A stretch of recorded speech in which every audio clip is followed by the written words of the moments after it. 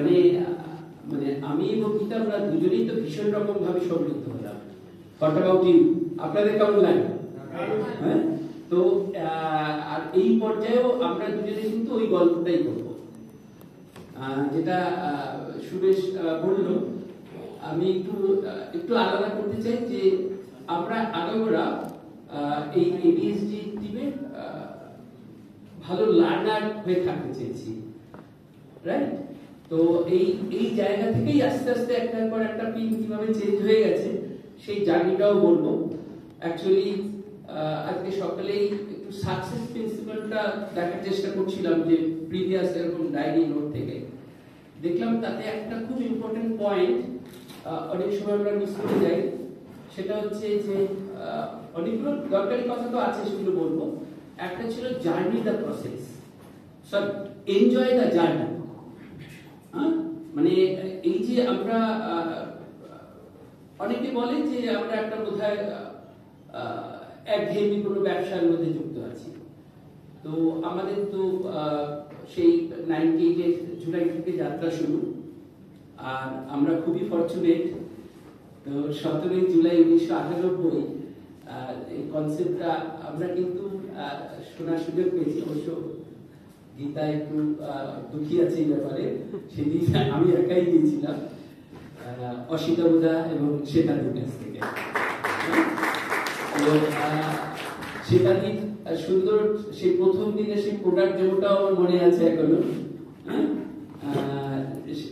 সেটাকে ওই দিন আপনি ডিশ ড্রপের ডেমো দেখিয়েছিলেন, সেই একটা হ্যাঁ আমি 6টা প্রোডাক্টের মধ্যে ডিশ ড্রপ ছিল অন্যতম, রাইট? আর যে গল্পটার কথা আমি বলতে চাইছিলাম একটু আগে, ওটার মধ্যে যদি আমরা একটু মজে থাকতে পারি, বিজনেসের আপনা হয়ে যাবে। অসিতাবোধের একটা বিখ্যাত কথা আমরা অনেক এখানে এবিওরা শুনেছি, মানে অর্থাৎ আমাদের এই জার্নিতে, যে বিজনেসটা করতে ছিল না, হতে দাও, এনজয় করো প্রসেসটা, খুব সুন্দর করে জিনিসটা আগে বোঝো। একটা সময় মনে হবে, যেটা আমাদেরও পার্সোনাল ফিলিংস, 25 বছরের উপর হয়ে গেল আমরা এই বিজনেসে আছি, কিন্তু কেউ যদি জানতে চায় আমরা তখন বলি যে আমরা আদৌ বিজনেস করছি, এটা একটা দিন একটা ঘন্টার জন্য মনে হয়নি।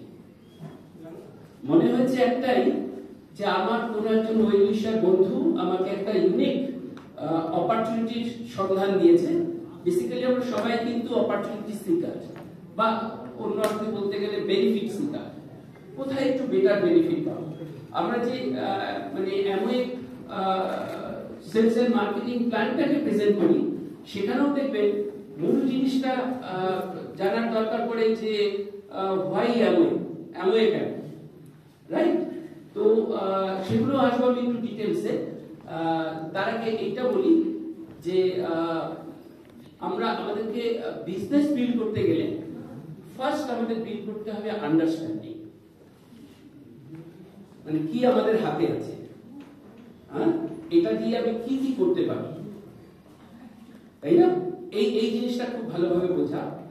আর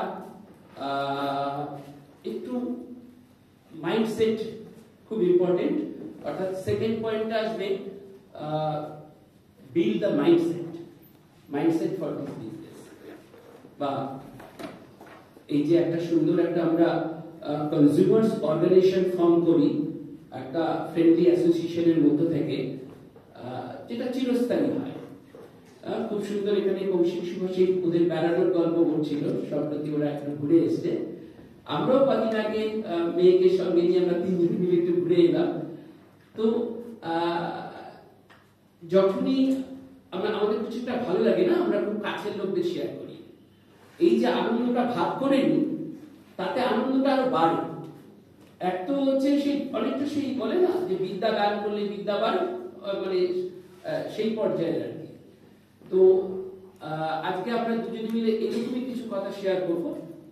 আর এরপরে আসল সেশনটা হবে ওই সন্ধ্যে 7টা থেকে, যেখানে আমরা নতুন মানুষদের এই ইউনিক অপরচুনিটি জানাবার সুযোগ পাবো, রাইট? আজকে অবশ্য সেই দায়িত্বটা আমাদের নয়, আমাদের টিমেরই মানে একটা ইয়ং কাপল আজকে ওই দায়িত্বটা পালন করবে। ওরা তো ভয়ে কাঁপছে। হ্যাঁ, তো আজকে সকালেও ফোন করেছিল, দাদা ঠিক ঠিক হবে কিনা এরকম। হ্যাঁ, কিছু কোনো ব্যাপার না, তোর যেমন মনে হচ্ছে আমার একই কথা মনে হয়।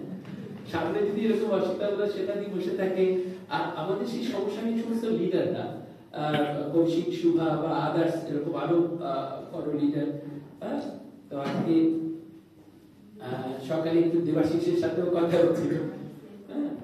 তো আমি ওকে বললাম যে জানিস তো আমাদের এখন পারবে ওরকম কিছু না, আর তুই শুধু নতুন মানুষদের দিকে তাকাবি আর অন্য কোনো দিকে তাকাবি। যাই হোক, আপনার পরে অনেকেই হয়তো ওদের কথাও শুনবে। তো আসল ব্যাপারটা কিন্তু এই প্ল্যান প্রেজেন্টেশন, যে আরো কত মানুষকে এই ইউনিক অপরচুনিটির কথাটা জানাতে পারে, কত মানুষকে এই উষ্ণতাটা পৌঁছে দিতে পারে। মানে দেখবেন যে বাইরে ঠান্ডা, কিন্তু কিছুক্ষণ এই ঘরের মধ্যে কাটানোর পরে যেমন আমার মনে হবে যে আমি ব্লেজারটা খুলে ফেলি, আপনাদেরও যারা খুব চাদর গাইতে মানে সেই জড়সড় হয়ে আছে, একটু মনে হবে যেন আলগা করি, রাইট, একটু গরম ভাব। হ্যাঁ, অর্থাৎ এটাও আমাদের লিডারদের কাছ থেকে শোনা যে আমাদের প্রত্যেকের হওয়া উচিত সূর্যের মতো, মানে লিডার লাইক সান, সূর্য। মানে পৃথিবী থেকে প্রায় 15 কোটি কিলোমিটার দূরে আছে। জাস্ট ভাব, অত দূরে থাকা সত্ত্বেও সাধারণত আমাদের টর্চের আলো কতটা যায়, কিন্তু মানে দিনের বেলা যে আলোটা আমরা পাই সেটা কিন্তু আসে 15 কোটি কিলোমিটার দূর থেকে। বা এখন নয়, একটু উইন্টার টাইম এসে গেল, আস্তে আস্তে আসছে। গরমের সময় ওই তাপ, এতটাই তাপ যে আমরা প্রত্যেকে আমাদের সহ্য শক্তিটাও হারিয়ে ফেলি, তাই না?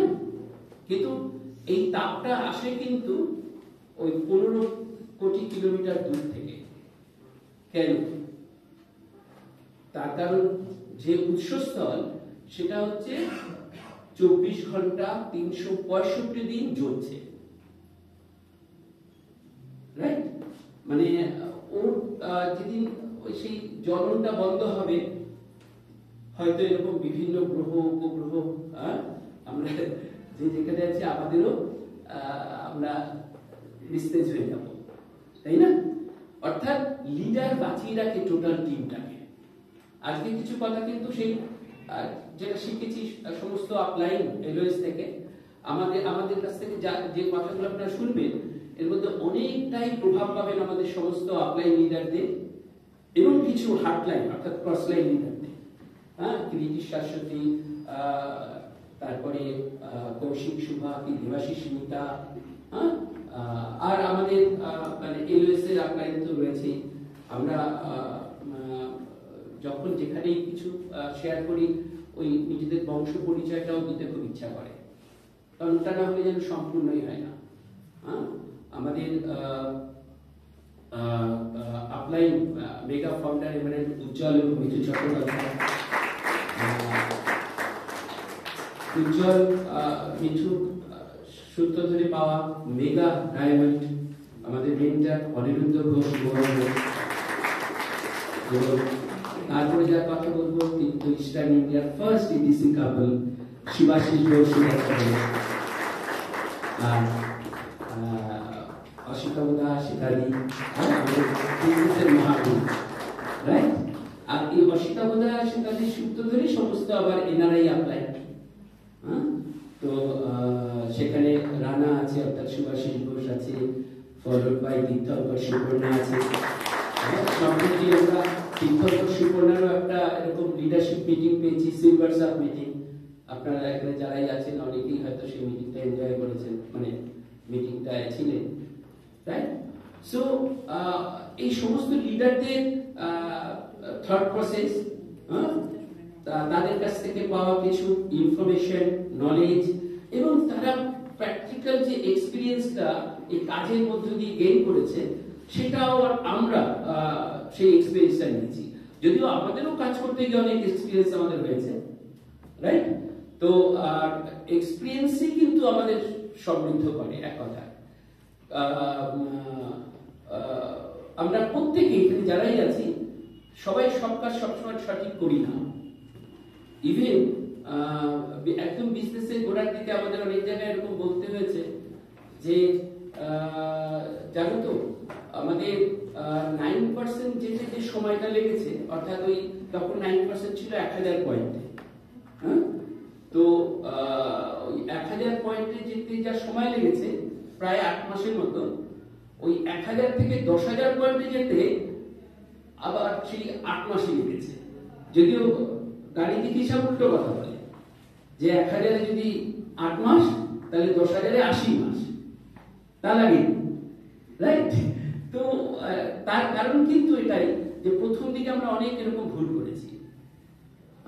একটা একাডেমিক সাবজেক্ট হয়তো গল্পের মতো করে দেখানো হয় বটে, কারণ ওই 17 July 1998 lake town Kalindi housing সেটের একটা ফ্ল্যাটে গিয়ে আমি যে অসিত আবুদার কাছে প্ল্যানটা শুনেছিলাম, সেটা ছিল একটা 2.5-3 ঘন্টার একটা গল্প।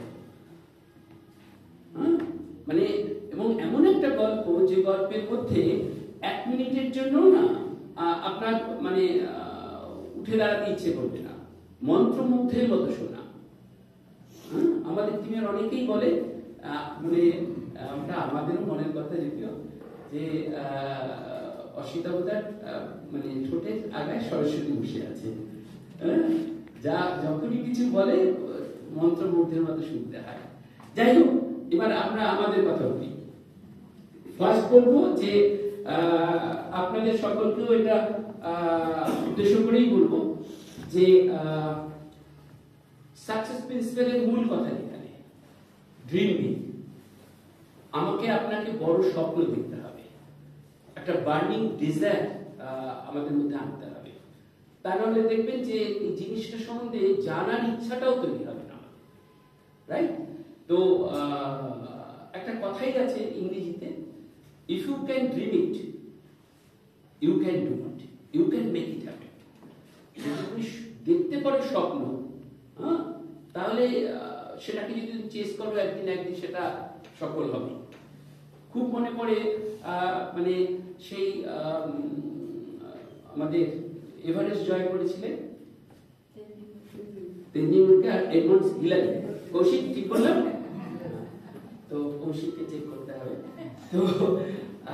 তো এদের একটা সম্বর্ধনা সভা হচ্ছিল, রাইট? তো স্টেজে মাইক্রোফোন দেওয়া হয়েছে সেই এডমন্ড হিলারির হাতে। তো আর পিছনে ওই আমাদের ম্যাপ, বিশেষ করে সেই এভারেস্টের ম্যাপ। ওকে, তো অনেকে এরকম প্রশ্ন করে যে আপনার কেন মনে হলো যে আপনি একদিন মানে এভারেস্ট জয় করতে পারবেন? অত দুর্গম রাস্তা, কতবার আপনি একদম কাছে গিয়ে ফিরে এসেছেন, কতবার অসুস্থ হয়ে পড়েছেন, তো ফাইনালি আপনি তো মানে ওভারকাম করলেন, জিতলেন, তো কি স্পিরিট কাজ করলো? ভিতর থেকে কোন জিনিসটা আপনাকে তাড়িয়ে নিয়ে বেড়ালো? তখন উনি গিয়ে না ওই এভারেস্টের হাতে ম্যাপে হাতে মাথাটা হাতটা রাখলেন, রেখে উনি বললেন যে বারবার আমি এভারেস্টের চূড়ার দিকে তাকিয়ে এই কথাটা বলেছি যে এভারেস্ট, তোমার হাইট যা আছে তাই থাকবে, কিন্তু আমি এরকম বারবার চেষ্টা করতে থাকবো, আমার হাইট একটু একটু করে বাড়বে, একদিন আমি তোমাকে ছুতে অবশ্যই পাবো। ঠিক তেমনি আজকে যে যেখানেই আমরা থাকি না কেন, আমরা যে গোল রাখছি, গোল সেটিংটা খুব ইম্পর্টেন্ট, সেটা নিয়ে পরে আরো কথা হতে পারবে, কিন্তু বিশ্বাসটা রাখতে হবে যে আমরা অ্যাচিভ করতে পারবোই, রাইট? আর চেস করা, এখানেও অসিতা বলার কথা একটা বলতে হয়। একদম মানে বিজনেসের ছোটবেলায় শুনেছিলাম যে ধরা যাক আমি ওই পাড়ার ক্লাবে ওই অ্যাডভান্স স্পোর্টস হয় না, নাম দিয়েছি লং মানে হাই জাম্পে, রাইট, কিংবা লং জাম্পে। তো আমি নর্মালি যতটা লাফাতে পারি, ধরা যাক 3 ফুট, আমি 3 ফুটে দড়ি বেঁধে প্র্যাকটিস করে যাচ্ছি। অসিতা বললেন এটাই হবে না, ও 3 ফুটটা তোমার সরগর হয়ে গেছে। এখন তুমি দড়িটা বাঁধো 3 ফুট 1 ইঞ্চি, মানে 1 ইঞ্চি হাইটটা বাঁধো, ওটা প্র্যাকটিস করো, একটা সময় দেখবে ওটাও সরগর হয়ে যাবে। এবার তুমি আরো 1 ইঞ্চি হাইট বাড়াও, এইভাবে চেস করো তুমি, অর্থাৎ অলওয়েজ তুমি গ্রোয়িং মোডে থাকো। হ্যাঁ, মাঝে মাঝে এরকম হবে ওই দড়িতে পা বেজে পড়ে যাবে, পা ছেড়ে যাবে, নানান কিছু হবে, কিন্তু স্টিল তোমাকে কিন্তু এইভাবেই তোমার জায়গাটা ঠিক করতে হবে, যে তোমার আমার ভিতরে যে ক্ষমতাটা আছে সেইটা আমরা এইভাবে পরখ না করলে জানতে পারবো না কখনো, রাইট? সো দেখতে দেখতে এরকমই তো ওই সবাই যেভাবে শুরু করে, আপনারা যেভাবে শুরু করেছিলেন, আমরাও তো সেভাবে শুরু করলাম, কিন্তু এই বিজনেস জার্নিতে যখন সঠিকভাবে সব কাজগুলো করতে শুরু করলাম, তখন দেখলাম যেন এটা একটা অটো প্রসেস। ওই 16 মাসের মাথায় সিলভার হয়ে যাওয়ার পরে একটা মাসের জন্য কিন্তু 10,000 টাকা হবে কি করে এই চিন্তাটা করতে হয়, বরং মানে আপনাদের কথা অনুযায়ী সুন্দর সেই স্ট্রাকচারের ভাবনাটা মাথায় ছিল। তখন স্ট্রাকচারটা এমন ভাবে রেডি করা ছিল যাতে ওই এমআরএল হওয়ার আগে আরো অনেকগুলো পিন একসাথে, সরি, ফাউন্ডার প্লাটিনাম হওয়ার আগে এমআরএল কোয়ালিফিকেশন হয়ে গেল, মানে অর্থাৎ একই বছরে অনেকগুলো পিন, এই platinum, founder platinum, Ruby volume, right? তো তখন রুবি ভলিউমটাও একটা বেশ আকর্ষণীয় একটা ব্যাপার ছিল। এন্টায়ার অসিতাবদার টিমে মানে আমাদেরকে ইন্সপায়ার করলো সৌমিত্র পাত্র, শম্পা পাত্র, ওরা ফার্স্ট রুবি ভলিউম আর্নার। তো এবার আমার মনে হলো যে আরে, তো এটা তো আমাদেরকেও অ্যাচিভ করতে হবে, সব তিনই তো রাখতে হবে বাড়ির শোকেসে। তো কিছুই না, যেটাকে আপনি চেস করবেন, এবং অনেস্ট এফোর্ট দেবেন, অনেস্ট এথিক্যাল এফোর্ট দেবেন, সেটা আপনার কাছে ধরা দেবে। সো একের পর এক তিন যেভাবে হয়, অনেকেই নাও জানা থাকতে পারে, কারণ এখন শুরুতেই তো সমস্ত জিনিসগুলো আমাদের সময় বলা হয়নি, জানানো হয়নি, ধাপে ধাপে আমরা জেনেছি যে এমআরএল কি করে হয়, এমআরএল এর কি কি বেনিফিট, তারপরে ডায়মন্ড হলে কি হয়, আরো কি রাস্তা খুলে যায়, সেই diamond, founder diamond, EDC, founder EDC. তো আজকে এখানে আমাদের একটা মানে পারপাস আছে, আপনাদের সাথে কথা বলে বা অসিতাবদার সাথে এতক্ষণ কথা বলছিলাম, তো আমরা আবার একটা এখন টাইমিং চাইছি যে এবার আমাদেরকে আরো শিখতে হবে, আরো জানতে হবে, আরো এফোর্ট দিতে হবে, আমাদেরকে পরের দিন অ্যাচিভ করতে হবে। সময় লাগুক, কিন্তু মানে অ্যাচিভ না করা পর্যন্ত আমাদের লড়াইটা থামবে না। সো আপনাদের সকলের শুভেচ্ছা চাই, কিন্তু নেক্সট পিনের জন্য যেটা আমরা এখন চেস করছি সেটা হচ্ছে ডাবল ডায়মন্ড পিন, রাইট? তো ওকে, তো ফার্স্ট সাকসেস প্রিন্সিপাল যেমন ড্রিম বিগ বললাম, নেক্সট পয়েন্টটা হচ্ছে ওয়ার্ক হার্ড। তো এইখানটায় কোন ক্ষেত্রে মানে আমি অনেক সময় আমাদের টিমের বন্ধুদেরও বলি, আর নিজেকেও বলি এক কথা, আজকেও যে কথাগুলো আপনাদেরকে বলছি আসলে আমরা নিজেদেরকেও বলছি, সেটা হচ্ছে যে আমি একটা বিজনেস ওন করি, ওনার হয়ে গেছি, এই মেন্টালিটি অনেক সময় আমাদেরকে না একটু কমফোর্ট জোনে ফেলে দেয়, যে অলরেডি তো একটা টিম হয়ে গেছে, একটা তো স্টেবল বিজনেস তো আসছেই, রাইট?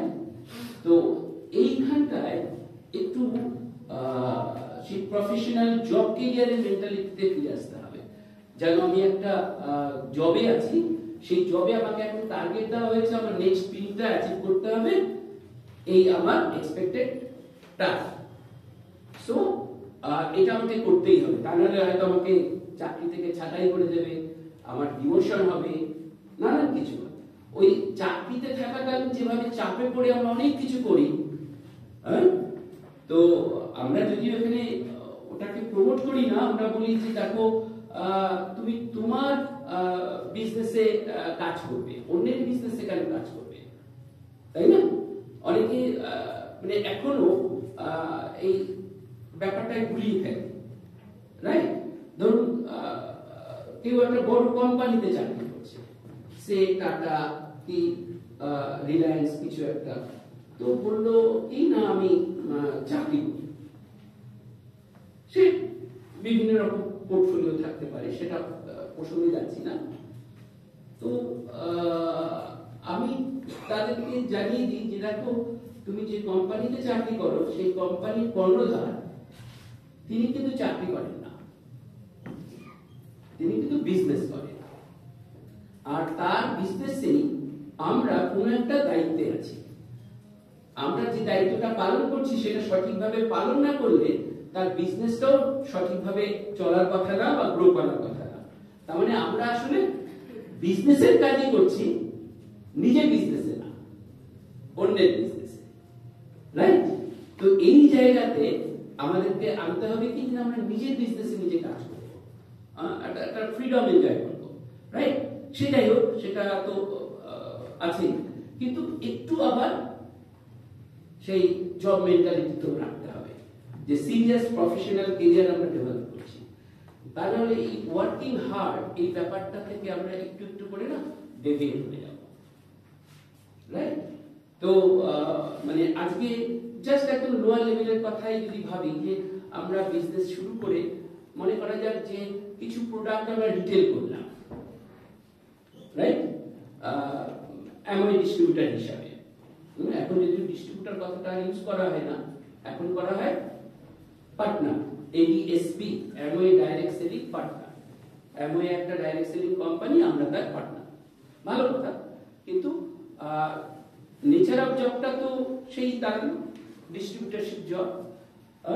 আপনি গুগলে সার্চ করুন, দেখবেন একটা প্রতিষ্ঠিত কোনো এফএমসিজি কোম্পানি আপনি যদি ডিস্ট্রিবিউটরশিপ নিতে চান, রুরাল বেল্টে অন্তত 25 লক্ষ টাকা আপনাকে ইনভেস্ট করতে হবে, আর আরবান এরিয়াতে 50 লক্ষ টাকা ইনভেস্ট করতে হবে, আর আপনার রিটার্ন বেনিফিট হবে অনলি 5%।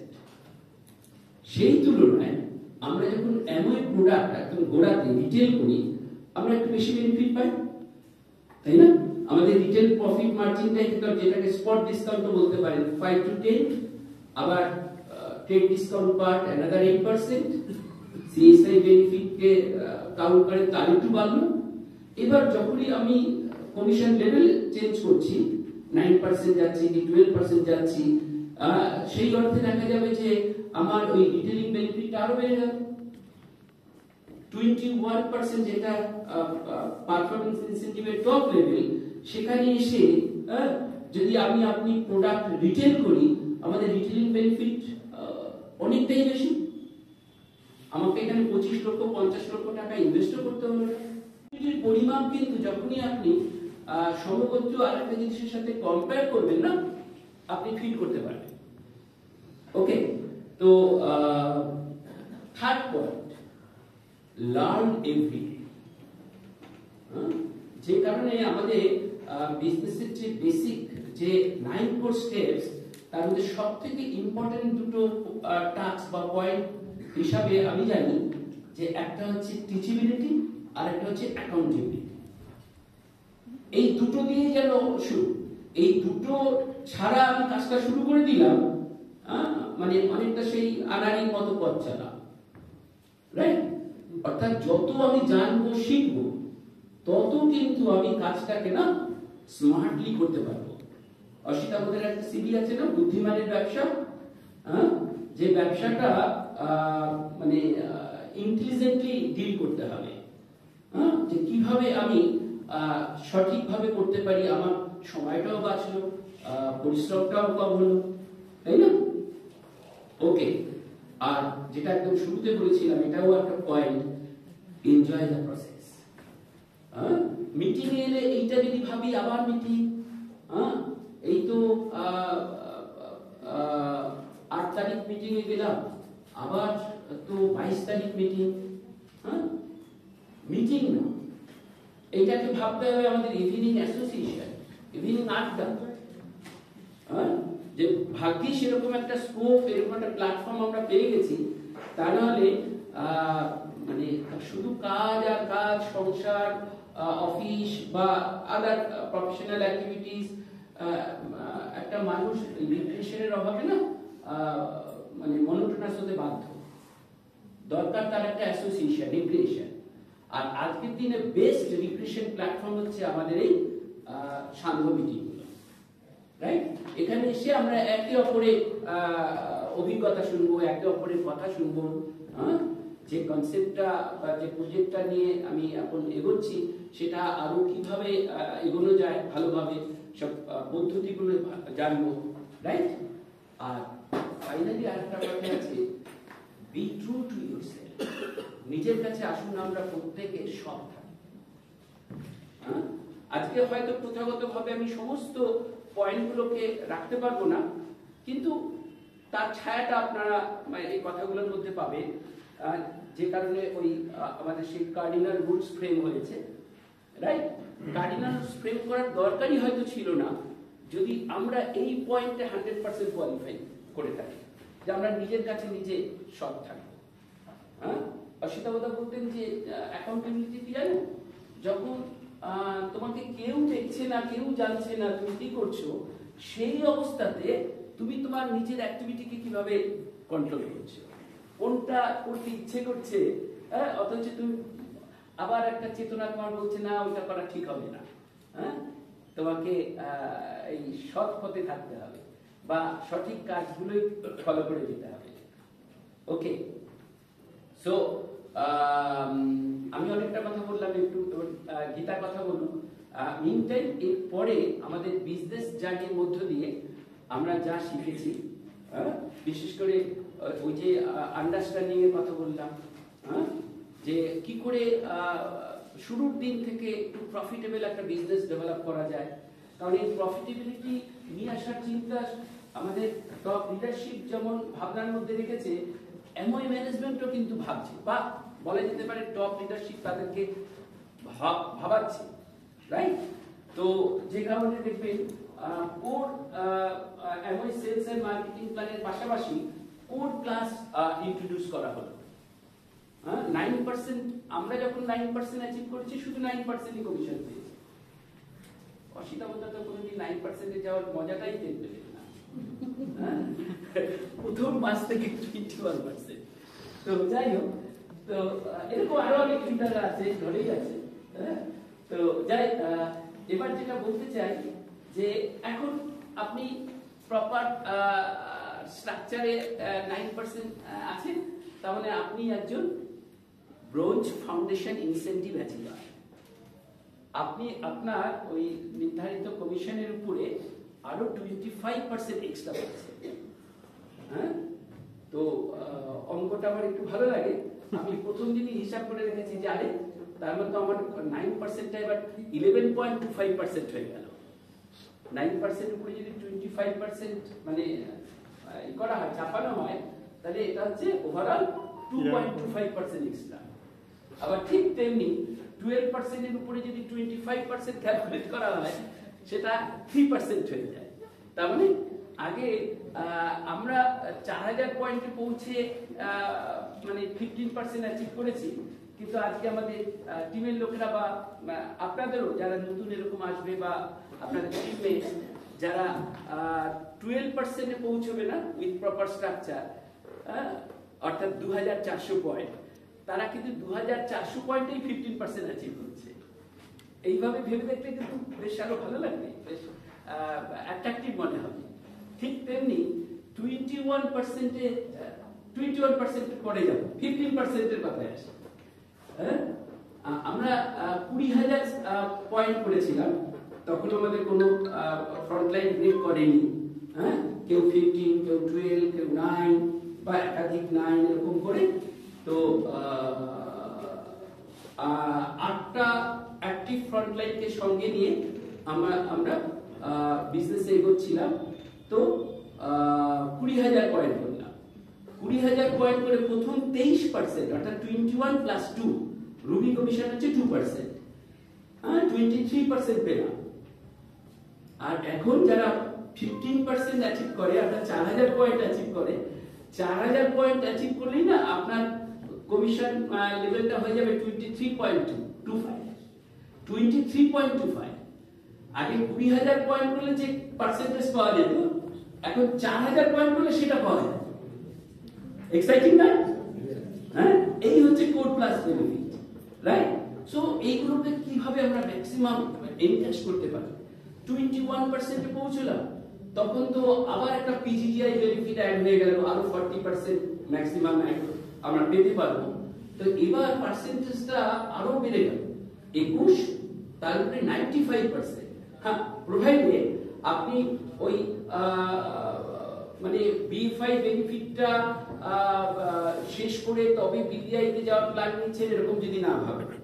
হ্যাঁ, আপনি যদি ইউজার কোর্সে মানে গ্রো করতে থাকেন, দেখবেন সর্বাধিক 12 বার বিএফআই পাওয়ার আগে আপনার বিডিআই জার্নি শুরু হয়ে গেছে। বিডিআইও আবার সর্বাধিক 12 বার পাওয়ার আগে আপনার পিজিজিআই বেনিফিট শুরু হয়ে গেছে, রাইট? এই ক্ষেত্রেই কিন্তু আপনি দেখবেন 21% এর উপরে আপনি 95% পাচ্ছেন, অর্থাৎ এগেইন ওভারঅল 19.75% এক্সট্রা। তাহলে টোটাল কত হলো? 40.75। কাজে এখন যখন আমরা নতুন কোন বন্ধুকে প্ল্যান দেখাই না, এটা আরো বেশি আকর্ষণীয় হয় যে দেখো এই যে কনভেনশনাল প্র্যাকটিস বা কনভেনশনাল ডিস্ট্রিবিউশন প্রসেসটাকে বাইপাস করে ডাইরেক্ট ডিস্ট্রিবিউশন প্রসেসে আসা হলো। একদম ফ্যাক্টরিতে প্রোডাক্ট তৈরি হচ্ছে, ফ্যাক্টরি থেকে সরাসরি তোমার আমার ঘর, মাঝখানে কোনো ডিস্ট্রিবিউশন নেটওয়ার্ক নেই, যেটা আমরা সবাই প্ল্যানে দেখি, তাই না? তো নরমালি যে কোনো প্রোডাক্টে এক্স ফ্যাক্টরি কস্টটা থাকে ফিনিশ প্রাইসে 40%। যদি কোনো প্রোডাক্টের দেখবেন এমআরপি হচ্ছে 100 টাকা, বুঝে যাবেন যে ওটা x factory cost around 40 rupees. মানে ওর মধ্যেই প্রোডাকশন কস্ট, এস্টাবলিশমেন্ট কস্ট, মালিকের প্রফিট সবকিছু ধরা আছে। বাকি 60%টাই ছিল এই ডিস্ট্রিবিউশন নেটওয়ার্ক, যে প্রসেসে ফ্যাক্টরি থেকে প্রোডাক্টটা আমার আপনার বাড়িতে কনভেনশনাল ওয়েতে আসে। আমরা কেউ ফ্যাক্টরি থেকে গিয়ে প্রোডাক্ট কিনতাম না, হ্যাঁ, তো এখনো কিনি না, তাই না? সেই distributor, dealer, wholesaler, ad media partner, jobber. এবার লক্ষ্য করুন, এই কোড প্লাসের সহযোগে যখন আমি প্ল্যানটাকে ভাবছি, তখন দেখুন শুরুতে আমার বেনিফিট অ্যারাউন্ড 20% এর মতো, 15 থেকে 20। ওই retail profit, trade discount, CSI ছেড়ে দিন, সিএসআইটা তো একটু উপরে গেলে ওটা মার্চ হয়ে যায়, অ্যাবজর্ব হয়ে যায়। তো এই রিটেল প্রফিট এবং ট্রেড ডিসকাউন্ট, এরপরে যদি আপনি এই জায়গাটা যে 40.75, আপনার প্রায় 50 to 60% বেনিফিট আপনার হাতের মধ্যে এলো কি এলো না, তাই না? সো এইগুলো কিন্তু আমাকে আপনাকে ভীষণ রকম ভাবে এক্সাইটেড করবে যে কেন এমন। হ্যাঁ, মানে আমি তো অনেককে এইভাবেই বলি যে দেখো আমাদের পাড়াতে না আগে রামবাবুর দোকান ছিল, এই আমার বাড়ি, এই রামবাবুর দোকান।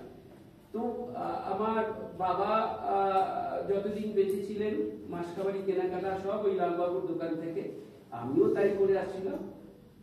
সম্প্রতি আমাদের লোকাল এলাকায় না শ্যামবাবু বলে আরেক ভদ্রলোক নতুন দোকান খুলেছে, আর এই দোকানটা পরে পরে রামবাবুর দোকান থেকে ধস, কর্মচারীর সংখ্যাও বেশি, দিয়ে দাঁড়াতে হয় না, সুন্দর ব্যবহার। আবার দোকানের সাইনবোর্ড করে রাখা আছে যা কিনবো সবকিছুতে একটা ডিসকাউন্ট এনজয় করতে পারবো। দেখবেন এখন অনেক মেডিসিন শপে একদম মানে সেই কাচের দরজায় দেওয়া থাকে এত % ডিসকাউন্ট, তাই না? সো কি হবে যে কাস্টমারদের তো কোনো লয়ালিটি থাকে না, আমরা তো কোনো গপলমা দেই যে ওইখান থেকেই নিতে হবে।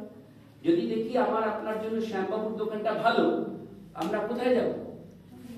শ্যামবাবুর দোকানে যাব। এই শ্যামবাবুর দোকানটাকে আমরা শপিং মল ভাবতে পারেন, যেখানে আজকে পাড়ার দোকান ছেড়ে শপিং মলে দিই।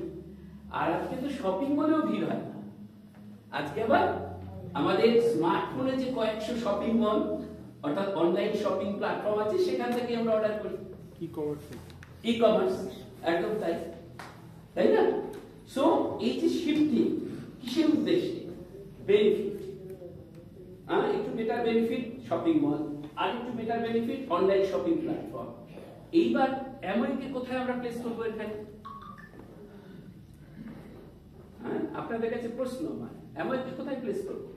তার আগে একটা জিনিস ভাবো, এই যত আপনি ই কমার্স সাইট দেখছেন অর্থাৎ অনলাইন শপারদের দেখছেন, এরা কিন্তু শুধুমাত্র ট্রেডিং এর কাজটা করে, কেউ ম্যানুফ্যাকচারার না। ঠিক না ভুল? ঠিক তো? যদি এক্স ওয়াই জেড, কারণ নাম নিচ্ছি না, কারণ কাউকে প্রমোট করার তো আমাদের ইচ্ছা না, তারা যদি তাদের ওই প্ল্যাটফর্ম থেকে যে প্রোডাক্টগুলো আমরা কিনি, যদি সেই প্রোডাক্টগুলো তারা নিজেরাই তৈরি করতো, তাহলে এখন যে সুবিধাটা পাচ্ছি, এটা কি মনে হয় না যে আরেকটু বেশি সুবিধা পেতে পারতাম? কোনটা ঠিক? বেশি পেতে পারতাম নিশ্চয়ই, কারণ তাকে যেখান থেকে সে কিনে আনবে, সে যার কাছ থেকে কিনবে সেও তো লাভ রাখবে, তাই না? এবার ও নিজেই যেহেতু তৈরি করছে, নিজেই বিক্রি করছে, ও আমাকে আরেকটু সুবিধা দিতে পারবে, তাই তো? গুড। এইবার আপনি এখানটায় অ্যামওয়ে বসায়, যে অ্যামওয়ে হচ্ছে এরকমই একটা অনলাইন শপিং প্ল্যাটফর্ম, রাইট? তো যে কিনা ওই আমরা একই রকম নিয়ম, আমাদের মোবাইল ফোন থেকে সাইটে ঢুকে কিংবা অ্যাপের মাধ্যমে অর্ডার করলাম, আমাদের বাড়িতে প্রোডাক্ট চলে আসবে। কিন্তু অ্যামওয়ে হচ্ছে ম্যানুফ্যাকচারার কাম ট্রেডার। কাজে অ্যামওয়ে আমাকে আপনাকে যে বেনিফিটটা দিতে পারবে, সেটা কি আর কারোর পক্ষে দেওয়া সম্ভব?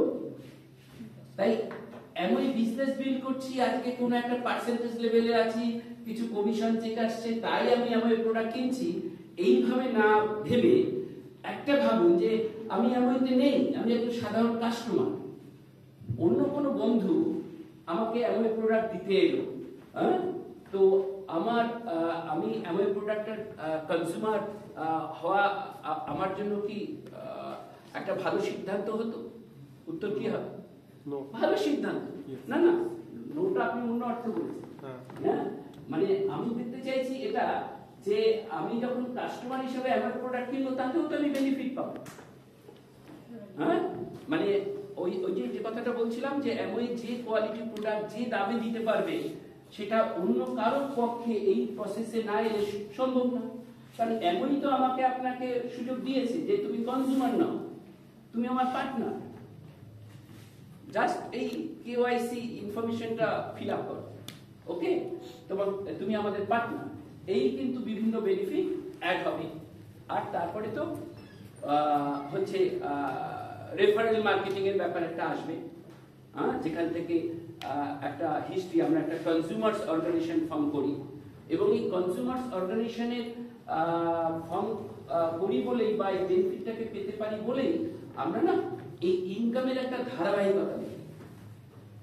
চাকরিতে ছিলাম আমরা দুজনেই, গীতা ছিল স্টেট গভর্নমেন্টে, আমি ছিলাম সেন্ট্রাল গভর্নমেন্টে, সেটাও ছিল একটা গেজেটেড পোস্ট। আমি যখন চাকরি ছেড়ে এলাম, তখন সামনে 16 বছর চাকরি বাকি ছিল। আমি মোটামুটি ক্যালকুলেশন করে তখনই বুঝে গিয়েছিলাম যে চাকরির শেষ দিকে আমি হয়তো হেড অফ দ্য অফিসের পোস্টটাও পেতে পারবো, ওই বাই ভার্চু অফ মানে ডিউ প্রমোশন। কিন্তু ওই লেভেলে গিয়ে কি রোজগার করব, কি করতে হবে, সেটা তখনই বুঝে গেছিলাম অ্যাকাউন্টস অফিসার হিসাবে। কারণ আমাদের হেড অফ দ্য অফিসেরও বেশ কিছু লোন অ্যাকাউন্ট আমাকে মেনটেন করতে হতো অ্যাকাউন্টস অফিসার হিসাবে, সেই কার লোন, হাউস লোন, নানান কিছু। সেটাই হোক, কিন্তু ফিলিংসটা কোথায় তীব্রতর হলো, মানে অর্থাৎ আর্টসটা কিভাবে বাড়লো, যখন রিয়েলাইজ করলাম যে ওই ইনকামটা কিন্তু সুপারঅ্যানুয়েশন রিটায়ারমেন্ট ডেটে এসে ক্লোজড হয়ে যাবে। প্রাইভেট অর্গানাইজেশন হলে তো কিছুই থাকবে না। আর 2004-এর আগে যারা সেন্ট্রাল গভর্নমেন্টে জয়েন করেছে, যেমন আমি একজন, আমাদের কিছুটা পেনশন থাকবে, এই মানুষ নমিনাল, এমন কিছু নয়। তো আসলে যে লাইফস্টাইলটা বিল্ড আপ করবো সেটা তো আর ধরেও রাখতে পারবো না। হ্যাঁ, এই কিন্তু এবার বুঝতে পারলাম যে কেন রিটায়ারমেন্টের পরে লোকেরা প্রতি 1 বছরে 5 বছর বুড়ো হয়ে যায়। এটা আপনারা নোটিস করেছেন কি? আবার আপনি বিজনেসে থেকে উন্নতি করুন, একের পর এক পিন অ্যাচিভ করুন, হ্যাঁ, তো এবার দেখবেন আপনার প্রতি 5 বছরে 1 বছর বয়স হবে, একদম উল্টোটা হবে। তো এইগুলো কিন্তু আমাদেরকে ভীষণ রকম মানে আনন্দ দিত। সো আমরা এই জার্নিটাই খুব এনজয় করে চলেছি। তো আসুন একটু গীতার কাছে কয়েকটা কথা শুনি, হ্যাঁ, তারপর আমি আবার আরো কয়েকটা পয়েন্ট নিয়ে আসছি। Over to Gita.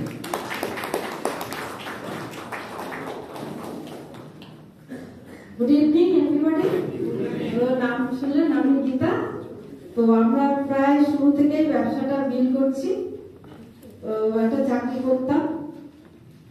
তো আমি প্রথমে একটু অসিতাবদা তাদেরকে ধন্যবাদ জানাচ্ছি কালকে, এবং কারণ এরকম একটা স্পেস থেকে বলার আমরা যে সুযোগ পেয়েছি এটা আমাদের কাছে একটা গ্রেট প্রিভিলেজ এবং অনার। তাই ভীষণ ভালো লাগছে এখানে কথা বলতে আপনাদের সাথে। আমি প্রথমে একটু বলি যে কেন আমি বিজনেসটা করছি এবং মানে বিজনেসে এলাম এবং কি পেয়েছি বিজনেসে। তো বিজনেসটা যখন আমরা শুরু করি, বেসিক্যালি ওই শুরু করেছিল বিজনেস প্ল্যান থেকে। আমার মনে হলো যে যা যা অফার করছে প্রত্যেকটা জিনিসই আমার দরকার, বোধহয় আমার জন্য বিজনেসটা ইন্ডিয়াতে এসেছে। কিন্তু একটা সমস্যা হলো যে আমি বিজনেসটা কি করে করবো, আমার দ্বারা বোধহয় হবে, কারণ আমি তখন ভীষণ টাইম ক্রাইসিসে ছিলাম। ছোট মেয়ে, জবে আছি, আর বাই প্রফেশন নার্সিং স্টাফ, আমাকে নাইট শিফটিং ডিউটি করতে হতো, বাড়িতে কাজকর্ম করা, হেল্পিং হ্যান্ডের সাহায্য নেওয়া। তখন তো এখন তো বুঝতে পারছি যে হেল্পিং হ্যান্ড ম্যাক্সিমাম দিন আসতো না। তো এইভাবেই চলছিল। তা আমি সময়টা কি করে বাড়বো?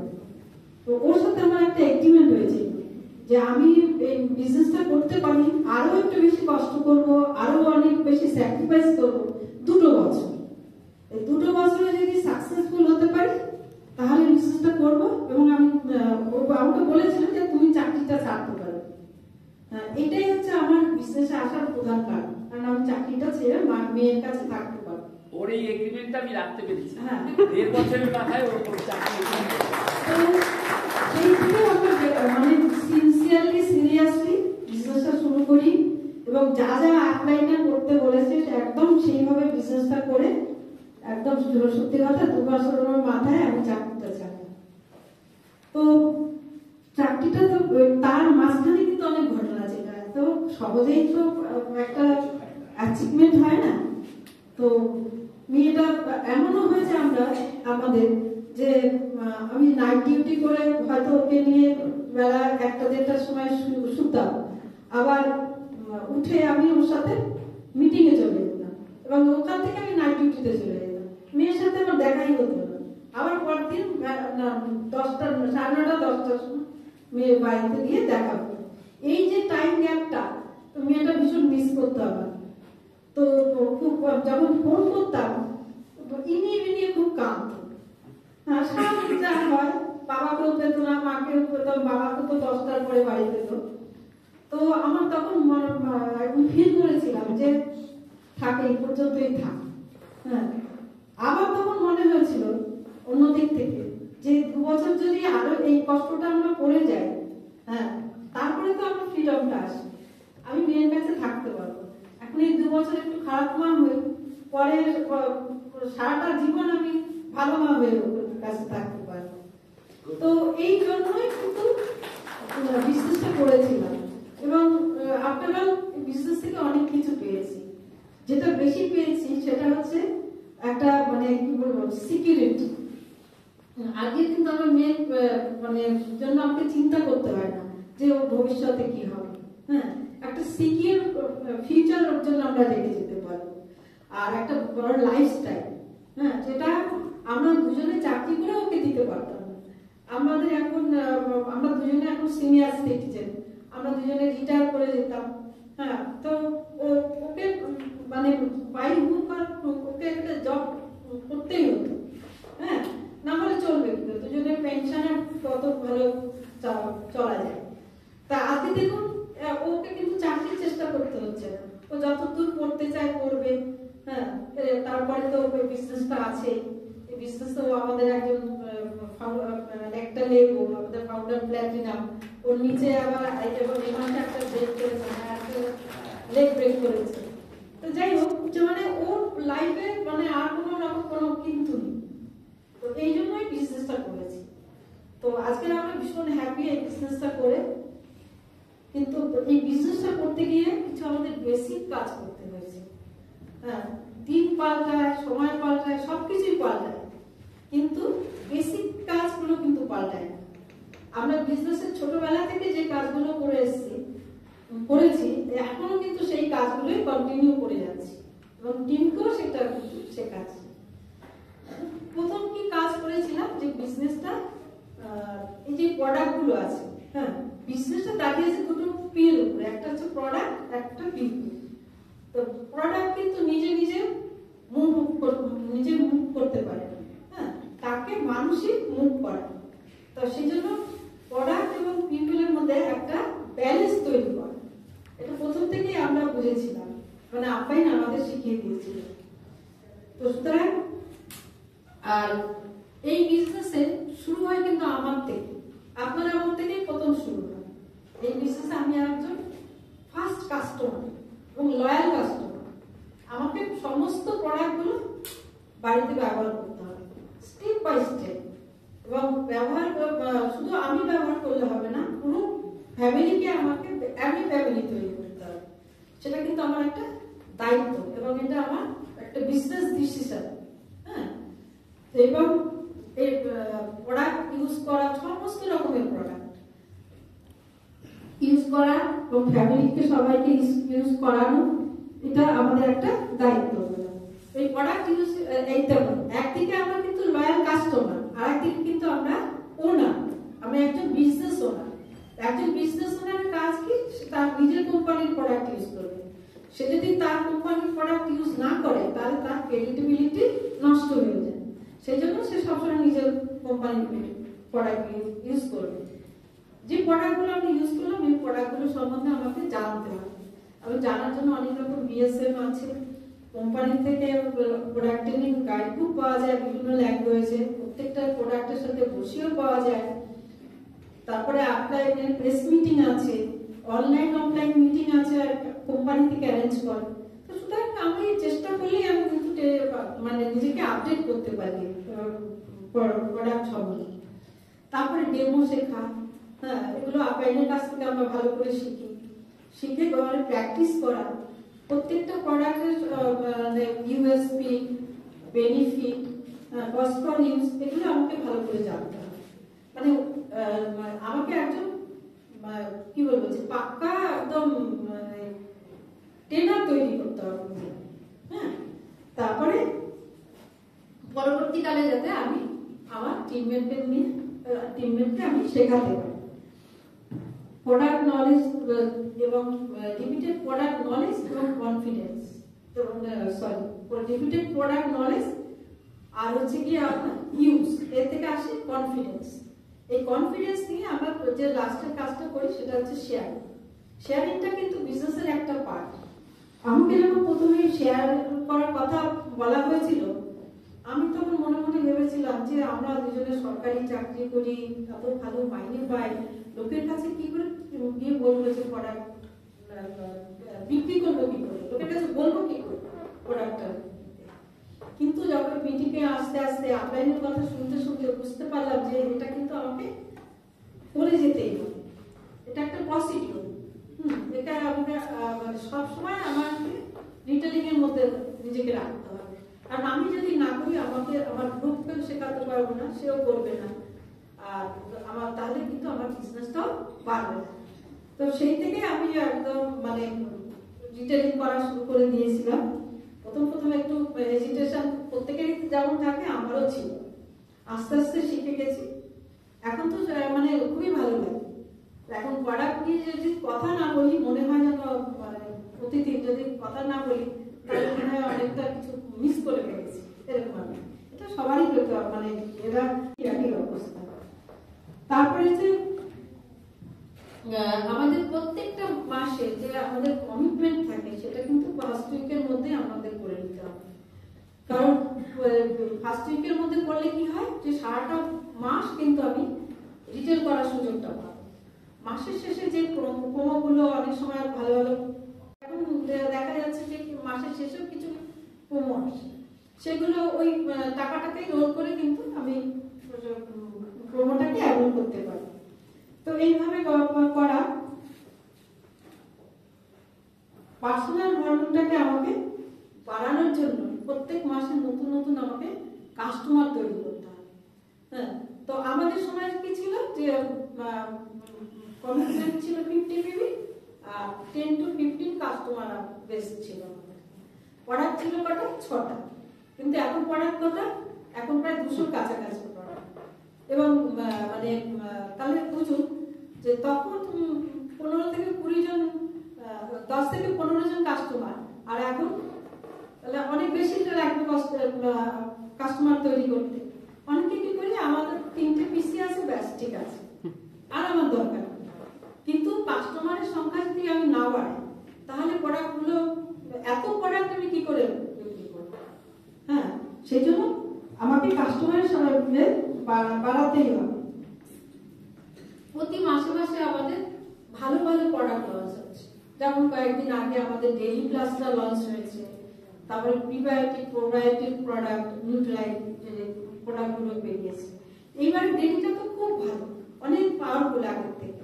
হ্যাঁ, এটা তো 24টা ভিটামিন মিনারেলস আছে, সাথে আবার গরুকলা আছে, মানে থানকুনি পাতা। তাই এটা কি করে আমাদের এক্সাইট, মানে আমাদের এনার্জিটা বাড়ায়, মেন্টাল স্ট্রেসটাকে মেনটেন করে, আরো অনেক কিছু কাজ করে। আর প্রিবায়োটিক প্রোবায়োটিক এটা তো আমাদের গাটে, অর্থাৎ মানে গ্যাস্ট্রোইন্টেস্টাইনাল সিস্টেমকে হেলদি রাখে। এই প্রোডাক্টটা আমার মনে হয় যে সবারই দরকার। আজকে যে দিনকাল পড়েছে, আমাদের ম্যাক্সিমাম হচ্ছে আমরা মানে কি বলবো যে রেজাল্টকে অভ্যস্ত। হ্যাঁ, সুতরাং এই প্রোডাক্টটা ভীষণভাবে কাজে দেয়। তো এইগুলো মানে নিজে কনজিউম করবো এবং টিমকেও সেটা প্রমোট করবো।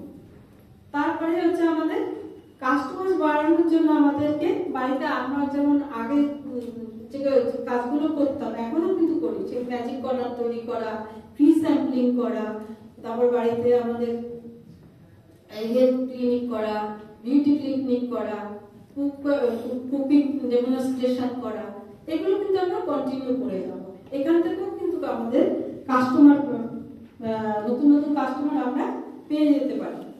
তো প্রত্যেকদিন আমাদের নতুন নতুন লোকের সাথে নিজেদেরকে ইন্ট্রোডিউস করতে হবে, এবং যত বেশি পারবো লোকের সামনে কথা বলবো, রিলেশনশিপ তৈরি করবো, তাদের প্ল্যান দেখাবো, প্রোডাক্ট দেখাবো। দেখবেন কেউ হয়তো প্ল্যান দেখে জয়েন করলো না, কিন্তু প্রোডাক্ট নেবে না এরকম খুব কম আছে। মানে একটা কিছু হবে, হয় জয়েনিং হবে, না হলে প্রোডাক্ট নেবে। এটা কিন্তু আমাদের করে যেতেই হবে। সোশ্যাল মিডিয়া থেকে আমরা কিন্তু কাস্টমার তৈরি করতে পারি।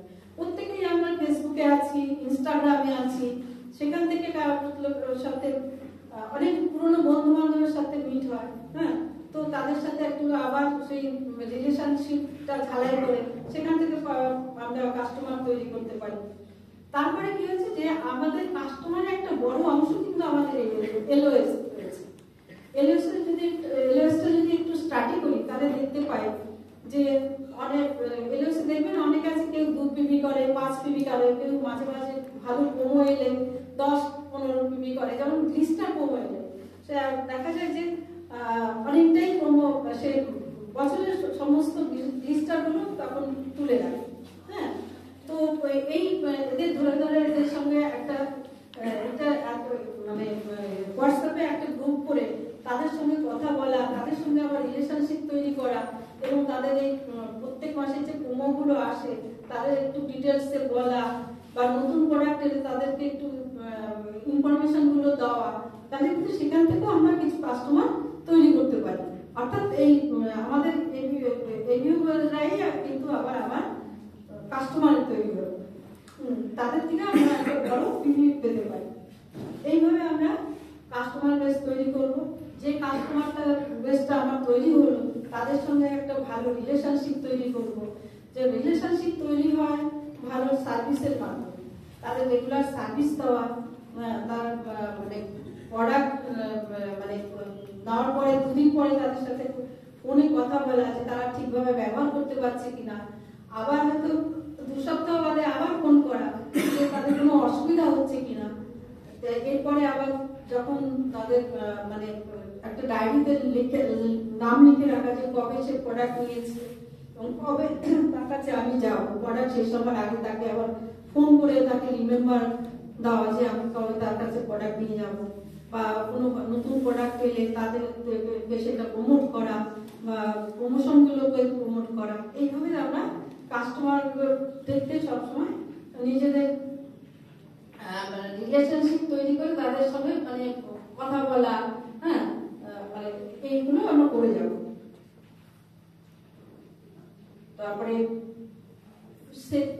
ফেস্টিভ সিজনটা চলে গেল, আমাদের পুজো গেল, বিভিন্ন রকমের পুজো, এই পুজোতে গিফট করা, সামনে ডিসেম্বর মাস অনেক ম্যারেজ সেরিমনি আছে, সেখানে প্রোডাক্ট গিফট করা, আমাদের তাতেও কিন্তু আমাদের ভলেন্টিয়ার করা, বিজনেস ভলেন্টিয়ার করা। এইভাবে আসুন আমরা একটা বড় ভলিউম তৈরি করে একটা কাস্টমার মানে বিরাট কাস্টমার বেস তৈরি করি এবং বড় একটা ভলিউম তৈরি করি।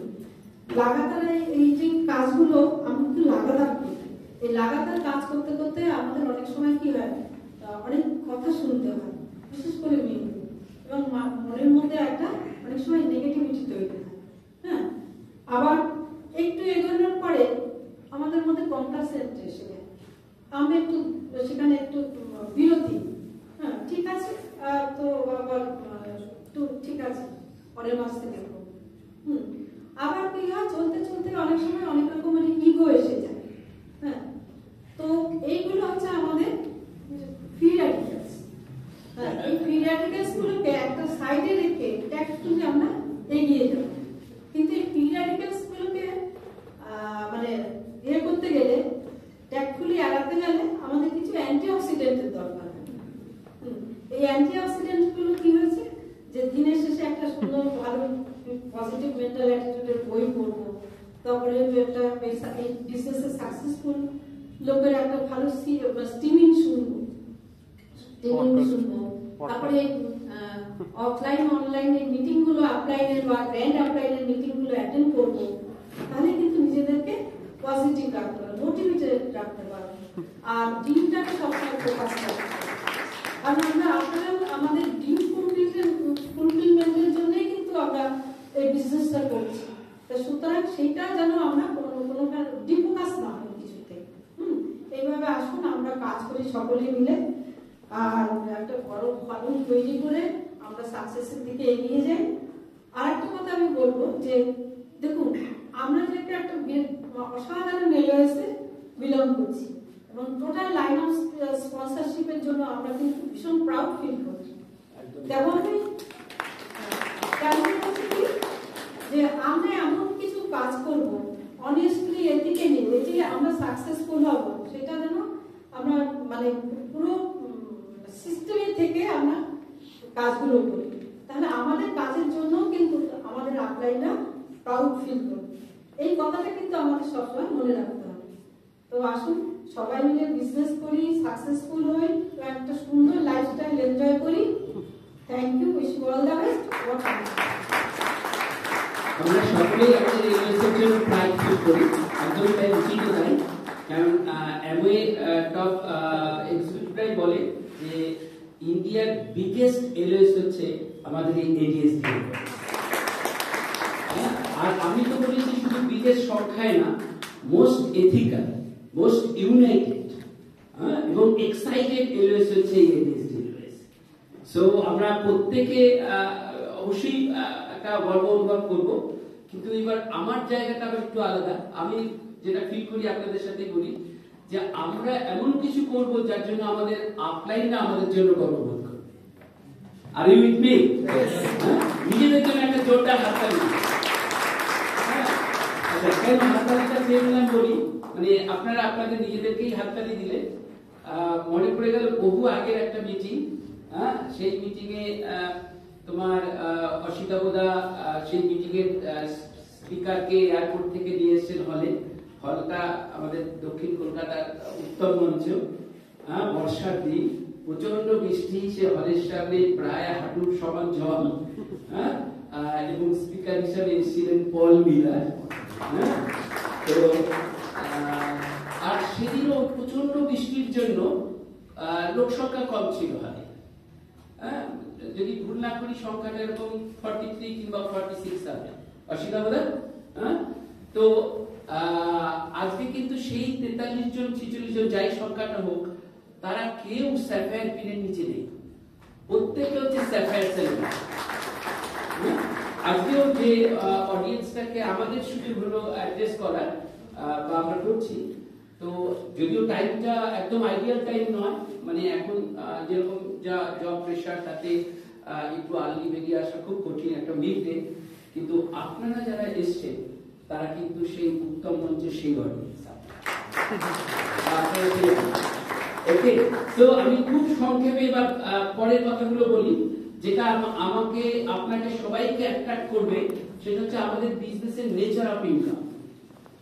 যেখান থেকে না আপনাকে বিরাট রকম না মনের ভিতরে একটা আনন্দ দেবে, যে এই ইনকামটা যদি একবার ফর্ম করে ফেলতে পারি না, ইনকামের নেচারটা হবে অনগোয়িং, এটা চলতেই থাকবে চলতেই থাকবে। অর্থাৎ নির্দিষ্ট কিছু টুকটাক নিয়ম আছে, সেই অ্যানুয়াল সেলস ক্রাইটেরিয়া বা আদার্স, ওই কমিশন পাওয়ার জন্য, অর্থাৎ ডিফারেন্সিয়াল কমিশন পাওয়ার জন্য যে কোয়ালিফিকেশন, ফি বাইং ফি এটসেট্রা যখন যেরকম থাকে, এইগুলো টুকটাক নমিনাল কিছু মেনটেন করার সাপেক্ষে আপনি ধরতে পারেন যে আপনার এই ইনকামটা কোনোদিন বন্ধ হবে না, কোনো রিটায়ারমেন্ট এজ নেই। তো যতদিন চাইবো আমরা এটা কন্টিনিউ করতে পারবো। আর আমরা আমাদের আবার পরের জেনারেশনকে আমরা তৈরি করব, আবার তারা এই ব্যাটনটা মানে ক্যারি করে নিয়ে যাবে। এরকম শুনেছি যে ইন্ডিয়াতে এরকম বিজনেসটা থার্ড জেনারেশন বিল্ড করছে, এরকম এক্সাম্পল আছে নেই দুনিয়ায়। তারপরে তিনিও এখন মানে সেই রিটায়ার্ড অথবা নেই, তারপরে অর্থাৎ সেই থার্ড জেনারেশন, সেই নাতি বা নাতনি বিজনেস বিল্ড করছে, এরকম এক্সাম্পল আছে। সো যেটা আমাকে আপনাকে ভীষণ রকম আশ্বস্ত করবে যে ইনকামের সিকিউরিটি পাওয়াটা। আর এর পরে হচ্ছে যে ইনকামটা মানে কেউ লিমিট করছে না। চাকরির ইনকাম কিন্তু আপনার আমার হাতে নেই, তাই না? যে আমার পেচেক যিনি লিখবেন তার হাতে আছে। এখানে কিন্তু আমরাই পারি আমাদের ইনকামের জায়গাটা বড় করে দিই। এই তীর্থঙ্করের লাস্ট মিটিং এরকম একটা এক্সাম্পল শুনলাম, এটা আগে তো বাইরের এক্সাম্পল শুনতাম, এবার বেঙ্গলের এক্সাম্পল। একজন নাকি এরকম তিনি এই ফাউন্ডার প্ল্যাটিনাম লেভেলে কিংবা প্ল্যাটিনাম লেভেলে আছেন। এত সুন্দর তার স্ট্রাকচার, 34টা বোধহয় তার ফ্রন্ট লাইন, তার এক মাসে 21% চেকে দাঁড়ালো 5,40,000 টাকা। মানে মানে এটা বলার একটাই পারপাস যে এই ইনকামটা কিন্তু আমার আপনার হাতে। এক একটা পিনে আমরা 9% পিন বলতে বুঝি 1200, কিন্তু অ্যাকচুয়ালি না, 1200 থেকে 2399 পর্যন্ত যেতে পারি। ঠিক তেমনি মানে কেউ তো আমাকে আটকে রাখেনি যে আমি ওই 3টে ডাউনলাইন হলেই বিএফআইটা অ্যাচিভ করতে পারবো, কাজে 3ই যথেষ্ট, 30 নয় কেন। ঠিক এইভাবে যদি আমাদের ভাবনাটাকে নিয়ে যেতে পারি, আমরা দেখবো ইনকামটাকে অনেক বড় জায়গায় নিয়ে যেতে পারছি। সো ইনকাম ইজ অনগোয়িং, ক্রমান্বয়ে বাড়তে থাকবে। তো আর আমাদের যে টোটাল যে মার্কেটিং প্ল্যান, সেখানে যেটা যেভাবে আমরা এই কনজিউমার্স ফোরাম বা কনজিউমার্স অর্গানাইজেশনটা ফর্ম করছি, অ্যাকচুয়ালি সেটা হচ্ছে রেফারেল ই কমার্স, রাইট? আমরা এই অপরচুনিটি আরো কিছু মানুষকে রেফার করছি, এই প্ল্যান প্রেজেন্টেশনের মধ্য দিয়ে জানাচ্ছি সেই 4 বেসিক্স পার্ট, আমি ডিটেলসে যাব না সেখানে।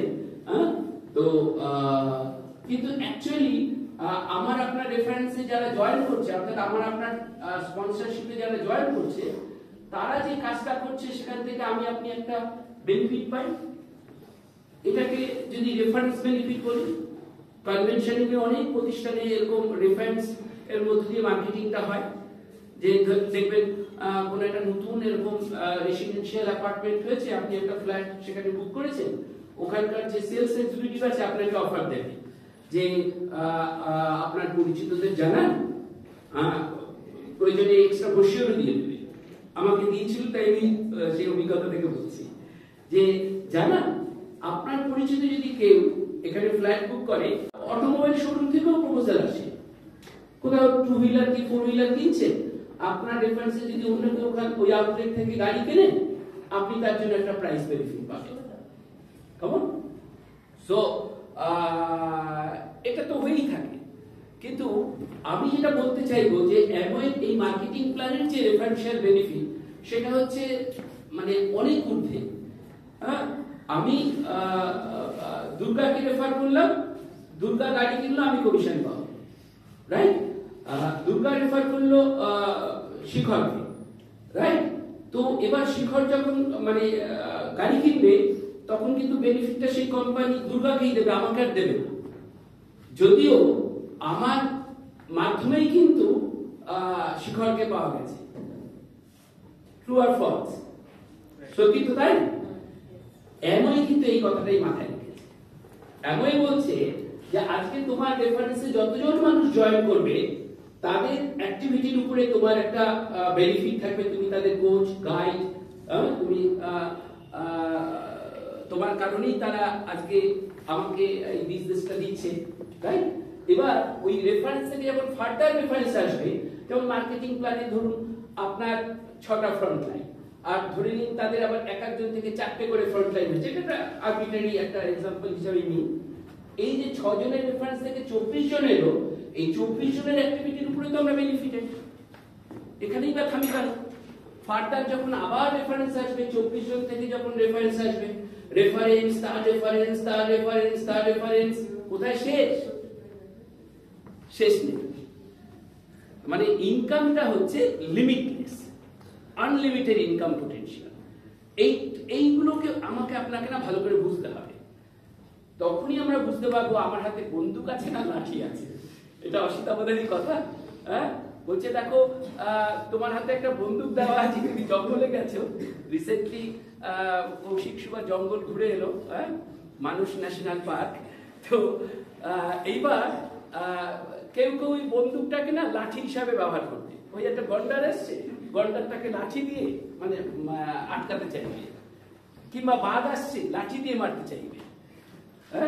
যেখানে সুযোগ ছিল যে অনেক দূর থেকে সে তোমাকে আক্রমণ করার আগেই তুমি মানে রেজিস্ট করতে পারো, তো তা না করে ওইটাকে বন্দুকটাকে তুমি লাঠি হিসেবে ব্যবহার করছো। মানে বলার এটাই কারণ, আমাদের টিমেই অভিজ্ঞতা থেকেই বলছি, এটা হয়তো সব টিমেই যখন এরকম আপনাদের বলি বলে হ্যাঁ এটাই ঘটনা, এটাই চিরন্তন, যে এখনো সবাই বুঝে উঠতে পারেনি যে তাদের হাতে কি ইউনিক অপরচুনিটি আছে। আমাদের হাতে লাঠি নয়, আপলাইনরা আমাদের হাতে বন্দুক দিয়ে দিয়েছে, অনেক বড় হাতিয়ার, রাইট? তো এই জিনিসটাকে ফিল করা। গীতা অনেকগুলো কথা বললো, যেটা আমাদের বিজনেস বিল্ডিং এর একটা মেইন পার্ট, যে আমরা বিজনেসটা করব একদম মেথডিক্যাল ওয়েতে, বিল্ড ইট রাইট। মানে আগে বলা হতো build once build it right, একবারই করো কিন্তু সঠিকভাবে করো। অবশ্যই সঠিকভাবে করলে একবার করলেও তোমার সে তার ফল চলতেই থাকবে, তাই না? সঠিকভাবে করলে। তো এবার সঠিকভাবে করা, বেঠিকভাবে করা, এই জিনিসগুলো আশা করি আমরা এতদিন অনেক কিছুই জেনেছি, বুঝেছি, কেমন? তো এইগুলো আরেকটু নয় ভালো করে দেখে নেব যে কোন জিনিসগুলো আমাদেরকে বিজনেসের গতি এরকম আটকাতে পারে। সব থেকে বড় যে জিনিসটা হচ্ছে যে এটা তো একটা ফ্রেন্ডশিপ ক্লাব, ফ্রেন্ডশিপ অ্যাসোসিয়েশন।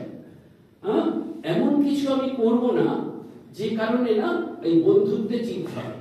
বন্ধুত্ব মানে শুধু আমার টিমের ডাউনলাইনের সাথে আমার ফ্রেন্ডশিপ, তা কিন্তু নয়। আমার ফ্রেন্ডশিপ আমার আপলাইনদের সাথে, আমার ফ্রেন্ডশিপ আমার সমস্ত হার্ডলাইন বন্ধুদের সাথে।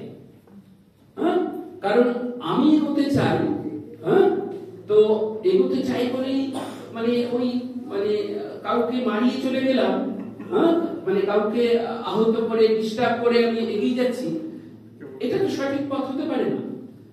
বলছে যে উপরে একজন আছে, সে কিন্তু ব্যালেন্স করে দেবে।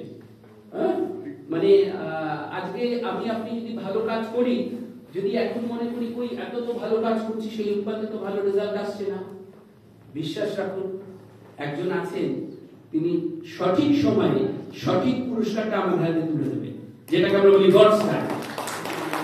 তো একদম স্টিক করে থাকতে হবে আমাদের সেই জায়গাতে। আর মাইন্ডসেটের কথা, সেখানটায় ওই আরেকটা জিনিস আসবে, মানে অ্যাটিটিউড। আমি এখন ওই গীতাও বলছিল যে ও না নিজেকে এই বিজনেসটা আমরা সকলে যেন ওন করি, এরকম ভাবা দরকার নেই এমন প্রোডাক্ট, ভাবা দরকার আমার আপনার প্রোডাক্ট কোথায় তৈরি হচ্ছে না, আমি তামিলনাড়ুর মাদুরাইতে আমাদের প্ল্যান্ট আছে, সেখানে তৈরি হচ্ছে। আমরা একটা প্রোডাক্ট লঞ্চ করলাম এই রিসেন্টলি, আমরা এরকম ভাবে ভাবা, প্রশান্ত গীতা যেন একটা প্রোডাক্ট লঞ্চ করলো। এই যে ওনারশিপ ফিলিংস, এটা নিজের মধ্যে আনতে হবে। যতক্ষণ ওই একই প্রোডাক্ট, ওই ডাক ডিভোর্স, কিস্টি ব্যান্ডে, এই দুই বন্ধু মিলে শুরু করেছিল, Rich and Jay, Rich DeVos Jay Van Andel, আর দুই বন্ধুর দুই ছেলে, রিচ ডিভোর্সের ছেলে ডাক ডিভোর্স, জে ভ্যান্ডেলের ছেলে স্টিভ ভ্যান্ডেল। এরাও আবার বন্ধুত্বের পার্টনারশিপ। আবার তাদের যে ফান্ডামেন্টালস, বিজনেসের ফান্ডামেন্টালস, সেটা হচ্ছে এই যে বন্ধুত্ব দুটো সংখ্যায় সীমাবদ্ধ থাকবে না। আপামর গ্লোবাল কনজিউমার সাইড হচ্ছে তার বন্ধু, তার partner. So all we R partner of ADS, Amway Direct Selling Company। একটা প্রাইড ফিলিংস আসছে না, রাইট? সো এই জায়গাগুলো অ্যাটিটিউড, এটা একদম শুরুর দিন থেকে শিখে আসছি। 98% অ্যাটিটিউড বিল্ড আপ করতে হবে আমাদের সকলে। মেকানিক্স পার্ট নিয়ে একদমই ঘাবড়াবার কোনো ব্যাপার নেই। যথার সময় এই যে গীতা যে কথাগুলো বলছিল, একটু মিটিং অ্যাটেন্ড করব, একটু অডিও বা ভিডিও রেকর্ডিং শুনবো, একটু বই পড়বো, এর মধ্যে দিয়ে শেখার জায়গাটা তৈরি হবে। কেমন কি করতে হবে, কিভাবে করতে হবে, সব জেনে যাবে। মেকানিক্স নিয়ে আদৌ ঘাবড়ানোর কোনো ব্যাপার নেই। অনেক সময় এরকম অনেকের হয় যে আমি তো এই ধরনের কোনো পিপল নেটওয়ার্ক বিজনেস কখনো করিনি, আমি অন্য নেটওয়ার্কের পার্ট হয়েছি বটে, কিন্তু আমি তো কখনো নিজে সেই নেটওয়ার্কের ওনার হইনি, কি করে এটা করবো। সো আমরা তাদেরকে বলবো যে আশ্বস্ত করবো আর কি, যে মানে घबराओ मत, यहाँ पे घबराने का कोई ऐसी चीज नहीं है। मैकेनिक पार्ट केवल 2% ही है, राइट? 98%। খুব সুন্দর একটা एग्जांपल তীর্থঙ্কর সেদিনকার মিটিং এ দিল, বলল যে জঙ্গলে তোমার হেভিয়েস্ট অ্যানিমাল কে? সবাই বলবো আমরা হাতি, এলিফ্যান্ট। ফাস্টেস্ট বলবো চিতা, তাই না? তো কিন্তু অ্যাকচুয়ালি আরেকটা কি एग्जांपल দিয়েছিল? ও হ্যাঁ, টলেস্ট জিরাফ। কিন্তু স্টিল জঙ্গলের রাজা কি? সে তো ফাস্টেস্ট নয়, হেভিয়েস্ট নয়, টলেস্ট নয়, তাই না? আসলে লায়ন হচ্ছে রাজা তার attitude, I am the king, I am the king of the jungle. এই যে ফিলিংস আমার আপনার নিজেদের মধ্যে, এইটাকে কিন্তু ফিরিয়ে আনতে হবে, রাইট? আর হতে পারলে কান্না ভালো লাগে, তাই না? আর এই বিজনেসে আরেকটা জিনিস কি আছে, আমি অ্যাকাউন্টসের লোক করে সবকিছু ওই অ্যাকাউন্টসের ঢঙে দেখতে চাই, এটা শুরুতে তাই দেখেছি, কি ইনভেস্ট করবো, কি রিটার্ন পাওয়া যাবে। জেনেছি যে তখন বলা হতো 2 থেকে 5 বছর ইনভেস্ট কর, যদিও এখন তার থেকেও কম সময় ইনভেস্ট করে অনেকেই না একটা স্টেবল জায়গা পেয়ে যায়। তার কারণ বিজনেসটার আবার একটা ম্যাচুরিটি স্টেজ এসে গেছে। 25 বছরে যুবক বা যুবতী আজকের এই অ্যামওয়ে ইন্ডিয়া বিজনেস, তাই না? এখন কিন্তু 2-5 বছর অত লম্বা সময় ভাবার দরকার নেই, রাইট? সো কি পেতে পারি বলছি, রিটার্ন, ফ্রিডমস অফ লাইফ, আর কোনো টেনশন নেই। একটা মানে তুমি কি পেয়েছো এই বিজনেসটা করে, এতদিন যে করলে? অসিতাবদাকে কেউ প্রশ্ন করুক, একটাই উত্তর আসবে যে নিশ্চিন্তে ঘুমোবার অধিকার, রাতে নিশ্চিন্তে ঘুমোবার অধিকার। তো খুব নমিনাল একটা মানে মানি পার্টের ব্যাপারও আছে, একটু বিজনেস বিল্ড করার জন্য কিছু ইনফ্রাস্ট্রাকচার টুলস। আজকে আমি বাড়িতে প্ল্যান দেখাবো, আমার যদি সুন্দর একটা এরকম স্ট্যান্ড বোর্ড থাকে খুব ভালো হয়, একটা সুন্দর অ্যাম্বিয়েন্সও তৈরি হয়, তাই না? এই যা কিছু খুব নমিনাল ইনফ্রাস্ট্রাকচারাল কস্ট, এমন কিছু নয় সেটা কনভেনশনাল বিজনেসের দিকে তাকালে, কিন্তু রিটার্নটা কি? রিটার্ন হচ্ছে আনলিমিটেড ইনকাম, তাই না? ওকে, আর মানে ফোকাস ইন হার্ডওয়ার্কটাকে ফোকাস করলাম, রিটার্ন কি পাবো? বলছে চয়েস অফ রেস্ট। যখন চাও রেস্ট নাও, যখন চাও মনটাকে আবার রিফ্রেশ করার জন্য একটু বেরিয়ে আসো। হ্যাঁ, তো এই স্বাধীনতাটা জবে থাকাকালীন আমরা খুব কমই পেতে পেরেছি, অনেকে তো পাই না। হ্যাঁ, তো হ্যাঁ একদম তাই। ওকে, তো লিভ নেগেটিভ অ্যাসোসিয়েশন। নেগেটিভ অ্যাসোসিয়েশনটাকে একটু মানে আমাকে এখন অ্যাভয়েড করলেই ভালো, কারণ আমাদের প্রত্যেকের তো সময় তো নির্দিষ্ট। রিটার্নটা কি হবে? এই যখনই আমি নেগেটিভ অ্যাসোসিয়েশনকে ছেড়ে এই পজিটিভ অ্যাসোসিয়েশনের সঙ্গী হব, আমরা অনেক পজিটিভ ভাইবস হবো আমাদের মানে ভিতরে, রাইট? তো যে পেটাবার দরকার নেই আর। হ্যাঁ, তুমি এই কাজের মধ্যে থাকলে একদিন সকলে মিলে তোমার জয়গান করবে, you will be famous one day, right? So আর এই যে এডুকেশন সিস্টেম যেটা আপলাইনের মধ্যে থেকে আমাদের কাছে চলে আসে, এই এডুকেশন সিস্টেমের উপরে ভীষণ রকম ভরসা রাখা এর মেথডের উপরে, যে এটা না একটা টেস্টেড প্রুভেন সাকসেস মেথড। কোন রকম কোন অনাস্থা অবিশ্বাস এরকম রাখার কোন গল্পই নেই। মানে অনেকে জিজ্ঞাসা করে আপনাকে এসে, আচ্ছা অমুকে তো দেখছি এই বিএফআই হয়ে গেল, বিবিআই হয়ে গেল, আমি কবে বিবিআই হব, আমি কবে সিলভার হিসাবে রেকগনিশন হব? অনেকটা কিরকম গল্প জানেন? ওই একটা স্টেশনের প্ল্যাটফর্মে বৃদ্ধ গীতার এখানে বসে আছে, এখানে মনে করুন একজন বৃদ্ধ মানুষ বসে আছে, আর আপনি সবে ট্রেন থেকে নেমেছেন, বা আপনার মতো কেউ ট্রেন থেকে নেমেছে, নেমে কোনো একটা জায়গা সম্বন্ধে জিজ্ঞাসা করলো, যে আপনি বলতে পারেন যে সে বাস স্ট্যান্ড, এই বাস স্ট্যান্ডটা যাবো কিভাবে যাব? যে বসে আছে মানে অভিজ্ঞ বয়স্ক, হ্যাঁ, তো কিভাবে যাব? তো উনি তো দেখিয়ে দিলেন, এইভাবে যান, বেরোন, বেরিয়ে ডান দিকে যান কি বাঁ দিকে যান, ডিরেকশনটা দিন।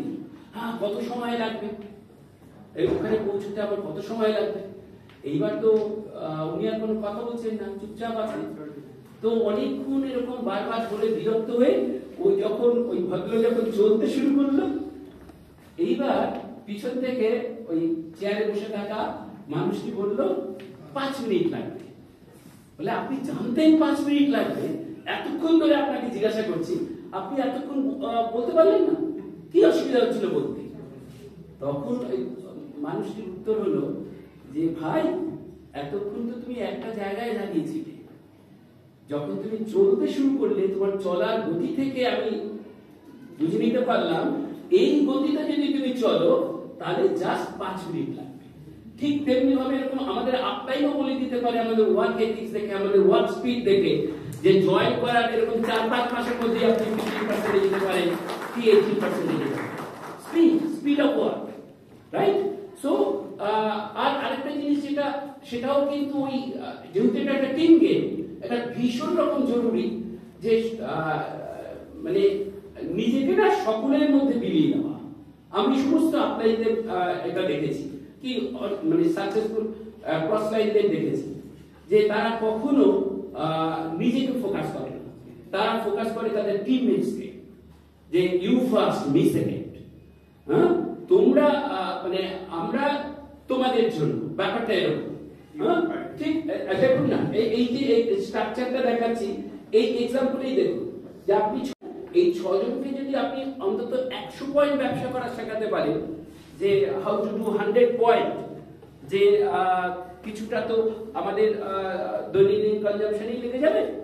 আর তোমাকে আমি শিখিয়ে দিচ্ছি এইভাবে ডেমো করবে, এইভাবে স্যাম্পলিং করবে, এইভাবে কাস্টমার বিল্ড আপ করবে, তুমি একটু চেষ্টা করো, রিসোর্স আছে, হ্যাঁ আমাদের প্রত্যেকেরই একটা নির্দিষ্ট রিসোর্স আছে এই বিজনেসটা বিল্ড আপ করার। হ্যাঁ আমরা এই যে নেটওয়ার্ক বিল্ড করি সেখানেও কিন্তু আমাদের সেই রিসোর্সই কাজ করে, আমাদের ক্লোজেস্ট ফ্রেন্ডস, রিলেটিভ, নেইবার্স, তাই না?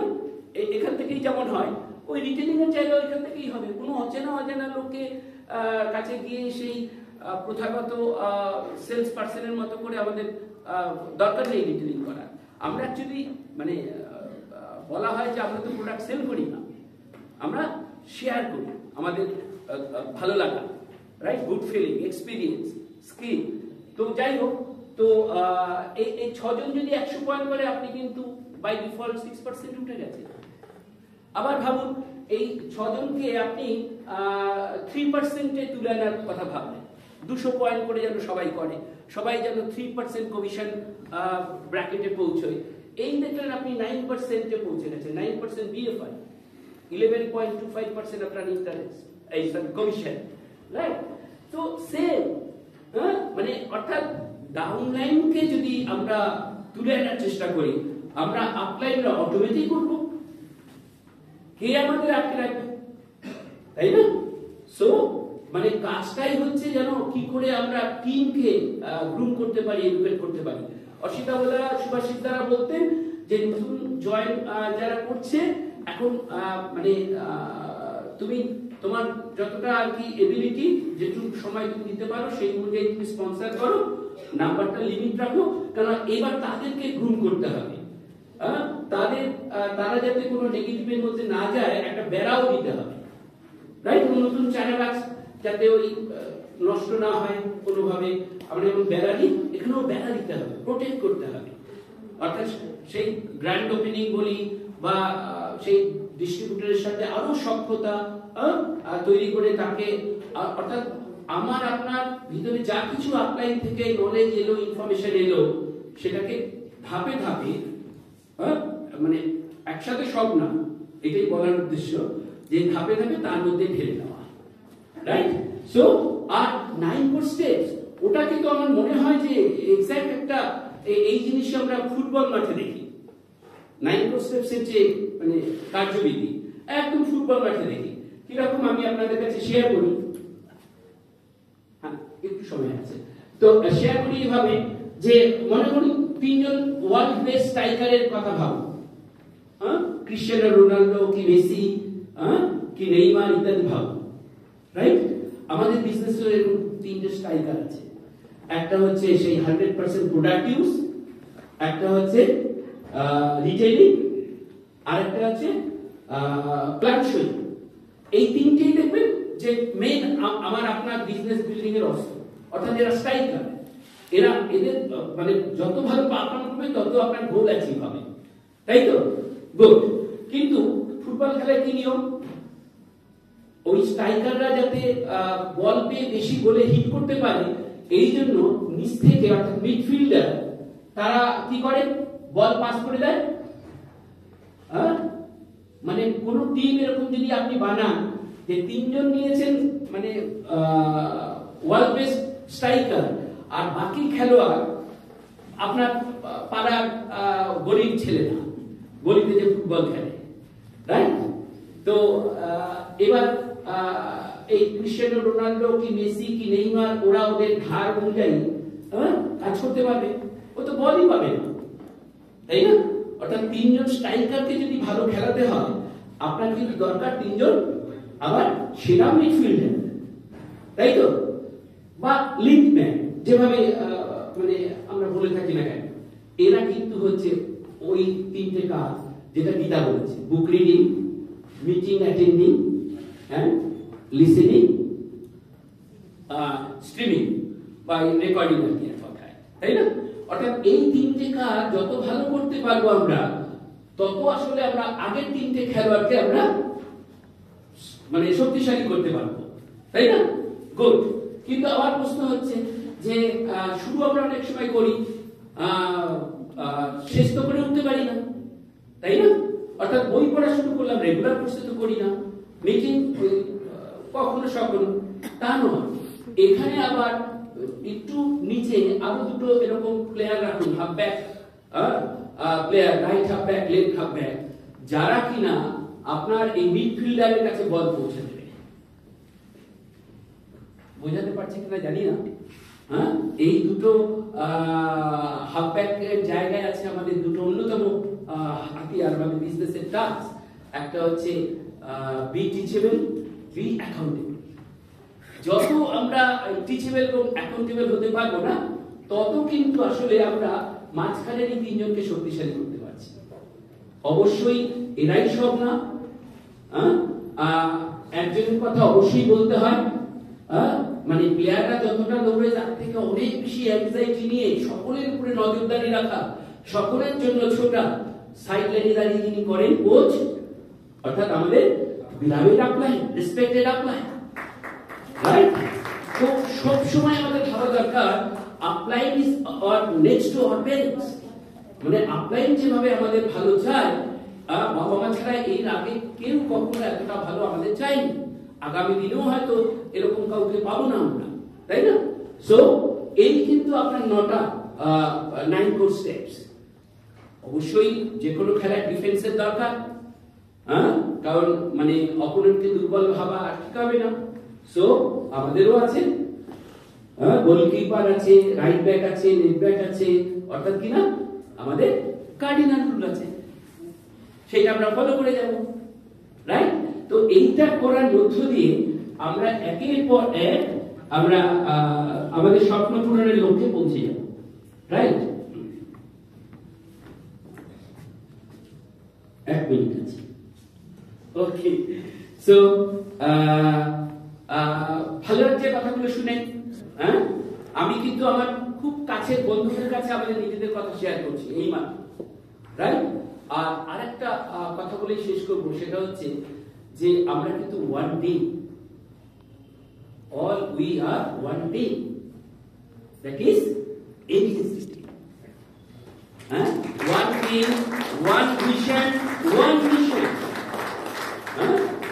মানে এখন তো আমাদের সমস্ত আপলাইন লিডাররা বা এমওএ টপ এক্সিকিউটিভরা আরেকটা আমাদের সামনে ভিশন রেখে দিচ্ছে যে এবার থেকে তোমরা গ্লোবাল A70 কথা ভাবতে শুরু করো। মানে কিছুদিন আগে ওই মানে একদম শুরু থেকে বলি 2009 50th অ্যানিভার্সারি হয়েছিল লস ভেগাসে। তারপরে 2019-এ A60 হলো, এবার A70 2029-এ, যদিও এটা 2023-এর শেষ, মানে 2024-এ পা রাখবো সামনে কটা দিন পরে, রাইট? এখন থেকে যদি আমরা মেন্টালি প্রিপেয়ার্ড না হই, তাহলে কিন্তু আমরা অনেকেই আবার A70টাও মিস করে যাব। এবার A75 কি A80 অতটা দূর ভাবতে যাব কেন, যেটা কাছে আছে? কারণ এই একটা প্রোগ্রাম যেখানে সারা পৃথিবী সমস্ত ডাইমেনশনাল লিডাররা একজন হয়, আর একটা মানে সেই বড় মিশন। আমরা সবাই ভাবতে পারি কি যে এখন থেকে 3-এর স্ট্রাকচার ভুলে গিয়ে আমরা এরকম 6-এর স্ট্রাকচার ভাববো, ডায়মন্ড স্ট্রাকচার ভাববো, রাইট? তো কদিন লাগবে প্রস্তুতটা নিশ্চয়ই আর করবো না। আমাদের কাজ হচ্ছে কাজটা করে যাও। আমি তো রিসেন্টলি একজনকে এরকম ভাবে বললাম যে আচ্ছা, তোমাকে যদি বলা হয় যে কালকেও জানি না ব্যাংক খোলা আছে কিনা, স্টেট ব্যাংক অফ ইন্ডিয়া থেকে তুমি 250 টাকার একটা রেকারিং করবে 12 মাস, তো তোমার কাছে এটা মানে কঠিন কাজ বলে মনে হবে, অপ্রয়োজনীয় কাজ বলে মনে হবে? উত্তর কি হবে যে না, তো এটা তো করাই যায়, কারণ আমাদের সেভিংস অ্যাকাউন্ট সকলের আছে, কিন্তু সকলের মিনিমাম ব্যালেন্স, তাই না? একটু যদি রিয়েল সেভিংস করতে হয়, তাহলে এরকম একটা রেকারিং ডিপোজিট ফর্মে দিয়ে, অর্থাৎ কনসিস্টেন্সি ফর্মে, যেমন আমাদের বিজনেসের কাজ। আমরা বিজনেসে তারাই সাকসেসফুল হতে পারি যারা কনসিস্টেন্টলি, পারসিস্টেন্টলি এই 4 বেসিক্স, 9 কোর স্টেপস, এই কাজগুলো ফলো করে যায়, আপলাইনে শেখানো সমস্ত অ্যাডভাইস গুলো মেনে চলি, রাইট? তারাই তো সফল হয় না? ঠিক এরকমই রেকারিং অ্যাকাউন্টে একটা আলাদা তাৎপর্য আছে। ভালো কথা, কি পাবো না, ওই যে 3000 টাকা জমবে, তার সাথে ব্যাংকের যা সুদটা ছেড়ে দাও, 3000 টাকা তো অন্তত জমবে। বলে হ্যাঁ ঠিক আছে, করতে পারি। বলে আমি তোমাকে আজকে একটা অন্য খবর দেব, ভাবো তো সেটা তোমার জন্য কিরকম মানে প্রাইস বেনিফিট আসে। সেটা হচ্ছে এরকম, 3000 টাকার বদলে স্টেট ব্যাংক অফ ইন্ডিয়ার ম্যানেজার বললো যে একটা নতুন স্কিম চালু হয়েছে, এই রিসেন্টলি সার্কুলার এসেছে, এখন অনেকে জানে না, তো আপনি আজকে এসেছেন, আপনাকে বলছি আপনি কিন্তু 3000 টাকার বদলে 2 কোটি টাকার একটা কর্পাস বিল্ড আপ করতে পারেন। সে বলল সে কি 2 কোটি টাকা দেব, 3000 পাবো 2 কোটি? বলে হ্যাঁ, অবশ্য 2 কোটি টাকা আপনাকে একসাথে দেওয়া হবে না, তাতে আপনারই লস, এক দাদা আবার ট্যাক্স কেটে নেওয়া হবে, আপনাকে দেওয়া হবে মাসে লক্ষাধিক টাকা পেনশন। দারুণ ব্যাপার, মানে 12 মাসে এই 250 টাকা রেকারিং, এটা করে এত বেনিফিট পাওয়া যাবে? হ্যাঁ পাওয়া যাবে, কিন্তু আপনাকেও একটা ছোট্ট কাজ করতে হবে। বলে কি কাজ? প্রত্যেক মাসে একজন করে নতুন মানুষকে আপনি নিয়ে আসবেন রেকারিং অ্যাকাউন্টটা করার জন্য। হ্যাঁ, দেখুন 250 টাকার রেকারিং অ্যাকাউন্ট যখন বলা হচ্ছে, যে কোনো মানুষের পক্ষে করা সম্ভব, এমনকি বিপিএল ফ্যামিলিও পারে 250 টাকা মাসে জমা দিতে পারে, তো হ্যাঁ খুব ইজি, মানে 12 মাসে 12টা। দেখবেন এই যে আপনি প্রত্যেক মাসে একজন করে লোক নিয়ে আসছেন, আচ্ছা যাকে নিয়ে আসবেন তাকেও কিন্তু এই কথাই আপনি বলবেন যে তোমাকেও কিন্তু এই কাজই করতে হবে, প্রত্যেক মাসে 250 টাকা জমা দাও, আর একজন অন্তত তোমার পরিচিত বন্ধু থেকে তাকে এই রেকারিং অ্যাকাউন্টটাকে বোঝাও কি দরকার, কেন দরকার, কি উপকার হতে পারে তা ইত্যাদি কিছু, যেভাবে আমরা প্ল্যান বোঝাই। Got my point? গুড। তো এইটা করলে প্রত্যেকেই ওই 12 মাস পূর্ণ হওয়ার পরে 13 মাসের মাথায় লক্ষাধিক টাকা পেনশন পেতে শুরু করবে। আপনাদের শুনে অনেকের অবাক লাগছে, যদিও এটা ব্যাংক এটা দিতে পারবে না, কিন্তু এমন একটা ব্যাংকের কথা আমরা জানি যেখানে টাকাও রাখতে হবে না, প্রত্যেক মাসে যদি আপনি 250 টাকার শপিং করেন, কেনাকাটা করেন, তাহলেও কিন্তু ওই 13 মাসের মাথা থেকে আপনি লক্ষাধিক টাকা পেনশন পেতে শুরু করবেন। Which bank? রাইট? কেন এই কথা বলেছি? তার কারণ 250 টাকায় 2.5 পয়েন্ট, আর এই যে 2, 4, 8, 16, 32, 64, 128, 256, 512, 1024, 2048, 4096, 12 মাসের মাথায় আপনি 4000 প্লাস একটা সেই কনজিউমার্স অ্যাসোসিয়েশন ফর্ম করে ফেলছে, আর প্রত্যেকে 250 টাকা কেনাকাটা করে, কিন্তু কোম্পানি ব্যবসা পায় 10,000 পয়েন্টে, আপনাকে দেয় 21% কমিশন। এই প্ল্যানটাকে যদি আপনি নিজেই অঙ্ক কষেন না, দেখবেন এই প্ল্যানে আপনি 21% যখন যাচ্ছে, আপনার টিমে টোটাল 103 জন লোক আপনাকে নিয়ে আপনার কমিশন হবে 1.5 লাখ টাকা মাসে। তাও আমি পিজিআই বেনিফিট না ধরে বললাম, বিএফআই বিবিআই ধরে বললাম, আর বিএফআই বিবিআই ও যদি বাদ দেন 1,04,040 টাকা। মুখস্থ আপনাদের মুখস্থ হয়ে যাবে, যা এক্সাম্পল গুলো নিয়ে ডিপলি ভাববেন আপনারা, রাইট? সো ইন্টারেস্টিং পয়েন্ট, কিন্তু ভালো কথা, আমাদের তো অত দূরে যেতে হবে না, আমাদের তো 12 মাস অপেক্ষা করতে হবে না, আমরা 7 মাসের রেকারিং এর কথা ভাবি, আর 250 টাকার রেকারিং না, আমরা ভাবি 10,000 টাকার রেকারিং। 10,000 টাকার শপিং করবো, 100 পয়েন্ট মাসে করবো, আর একজন মানুষকে আনবোই আনবো। হ্যাঁ, কেউ যদি প্রথম মাসেই একসাথে অনেককে নিয়ে আসতে পারে, ওয়েল গুড, খুব ভালো, খুব তাড়াতাড়ি করে আপনি আপনার লক্ষ্যমাত্রায় পৌঁছে যাবেন। আর সিলভার, আর এবার হচ্ছে আর আপনার নিচ থেকে এরকম আরো 21% তৈরি করছেন, এর মাধ্যমে একের পর এক নতুন পিন আসবে, স্যাফায়ার, এমারেল্ড, ডায়মন্ড, বা আরো উপরে ভাবুন, রাইট? সো আমরা কিন্তু অনেক বড় স্বপ্ন নিয়ে আজকে এখান থেকে ফিরছি, যে আজ থেকে বিজনেসটা আমাদের প্রত্যেকের একটা নতুন মাত্রা হবে। Are you with me? সবাই আমরা বলতে পারি all we are diamond. Good diamond. Thank you. Excellent. হাততালিটা কি জোরে হতে পারে? সবাই হাততালি দিন। Thank you very much. আমাদের ফার্স্ট সেশনে কি করতে হবে? আমরা ঠিক 7টা 15 আমাদের নেক্সট সেশন স্টার্ট করব, প্ল্যান চলবে।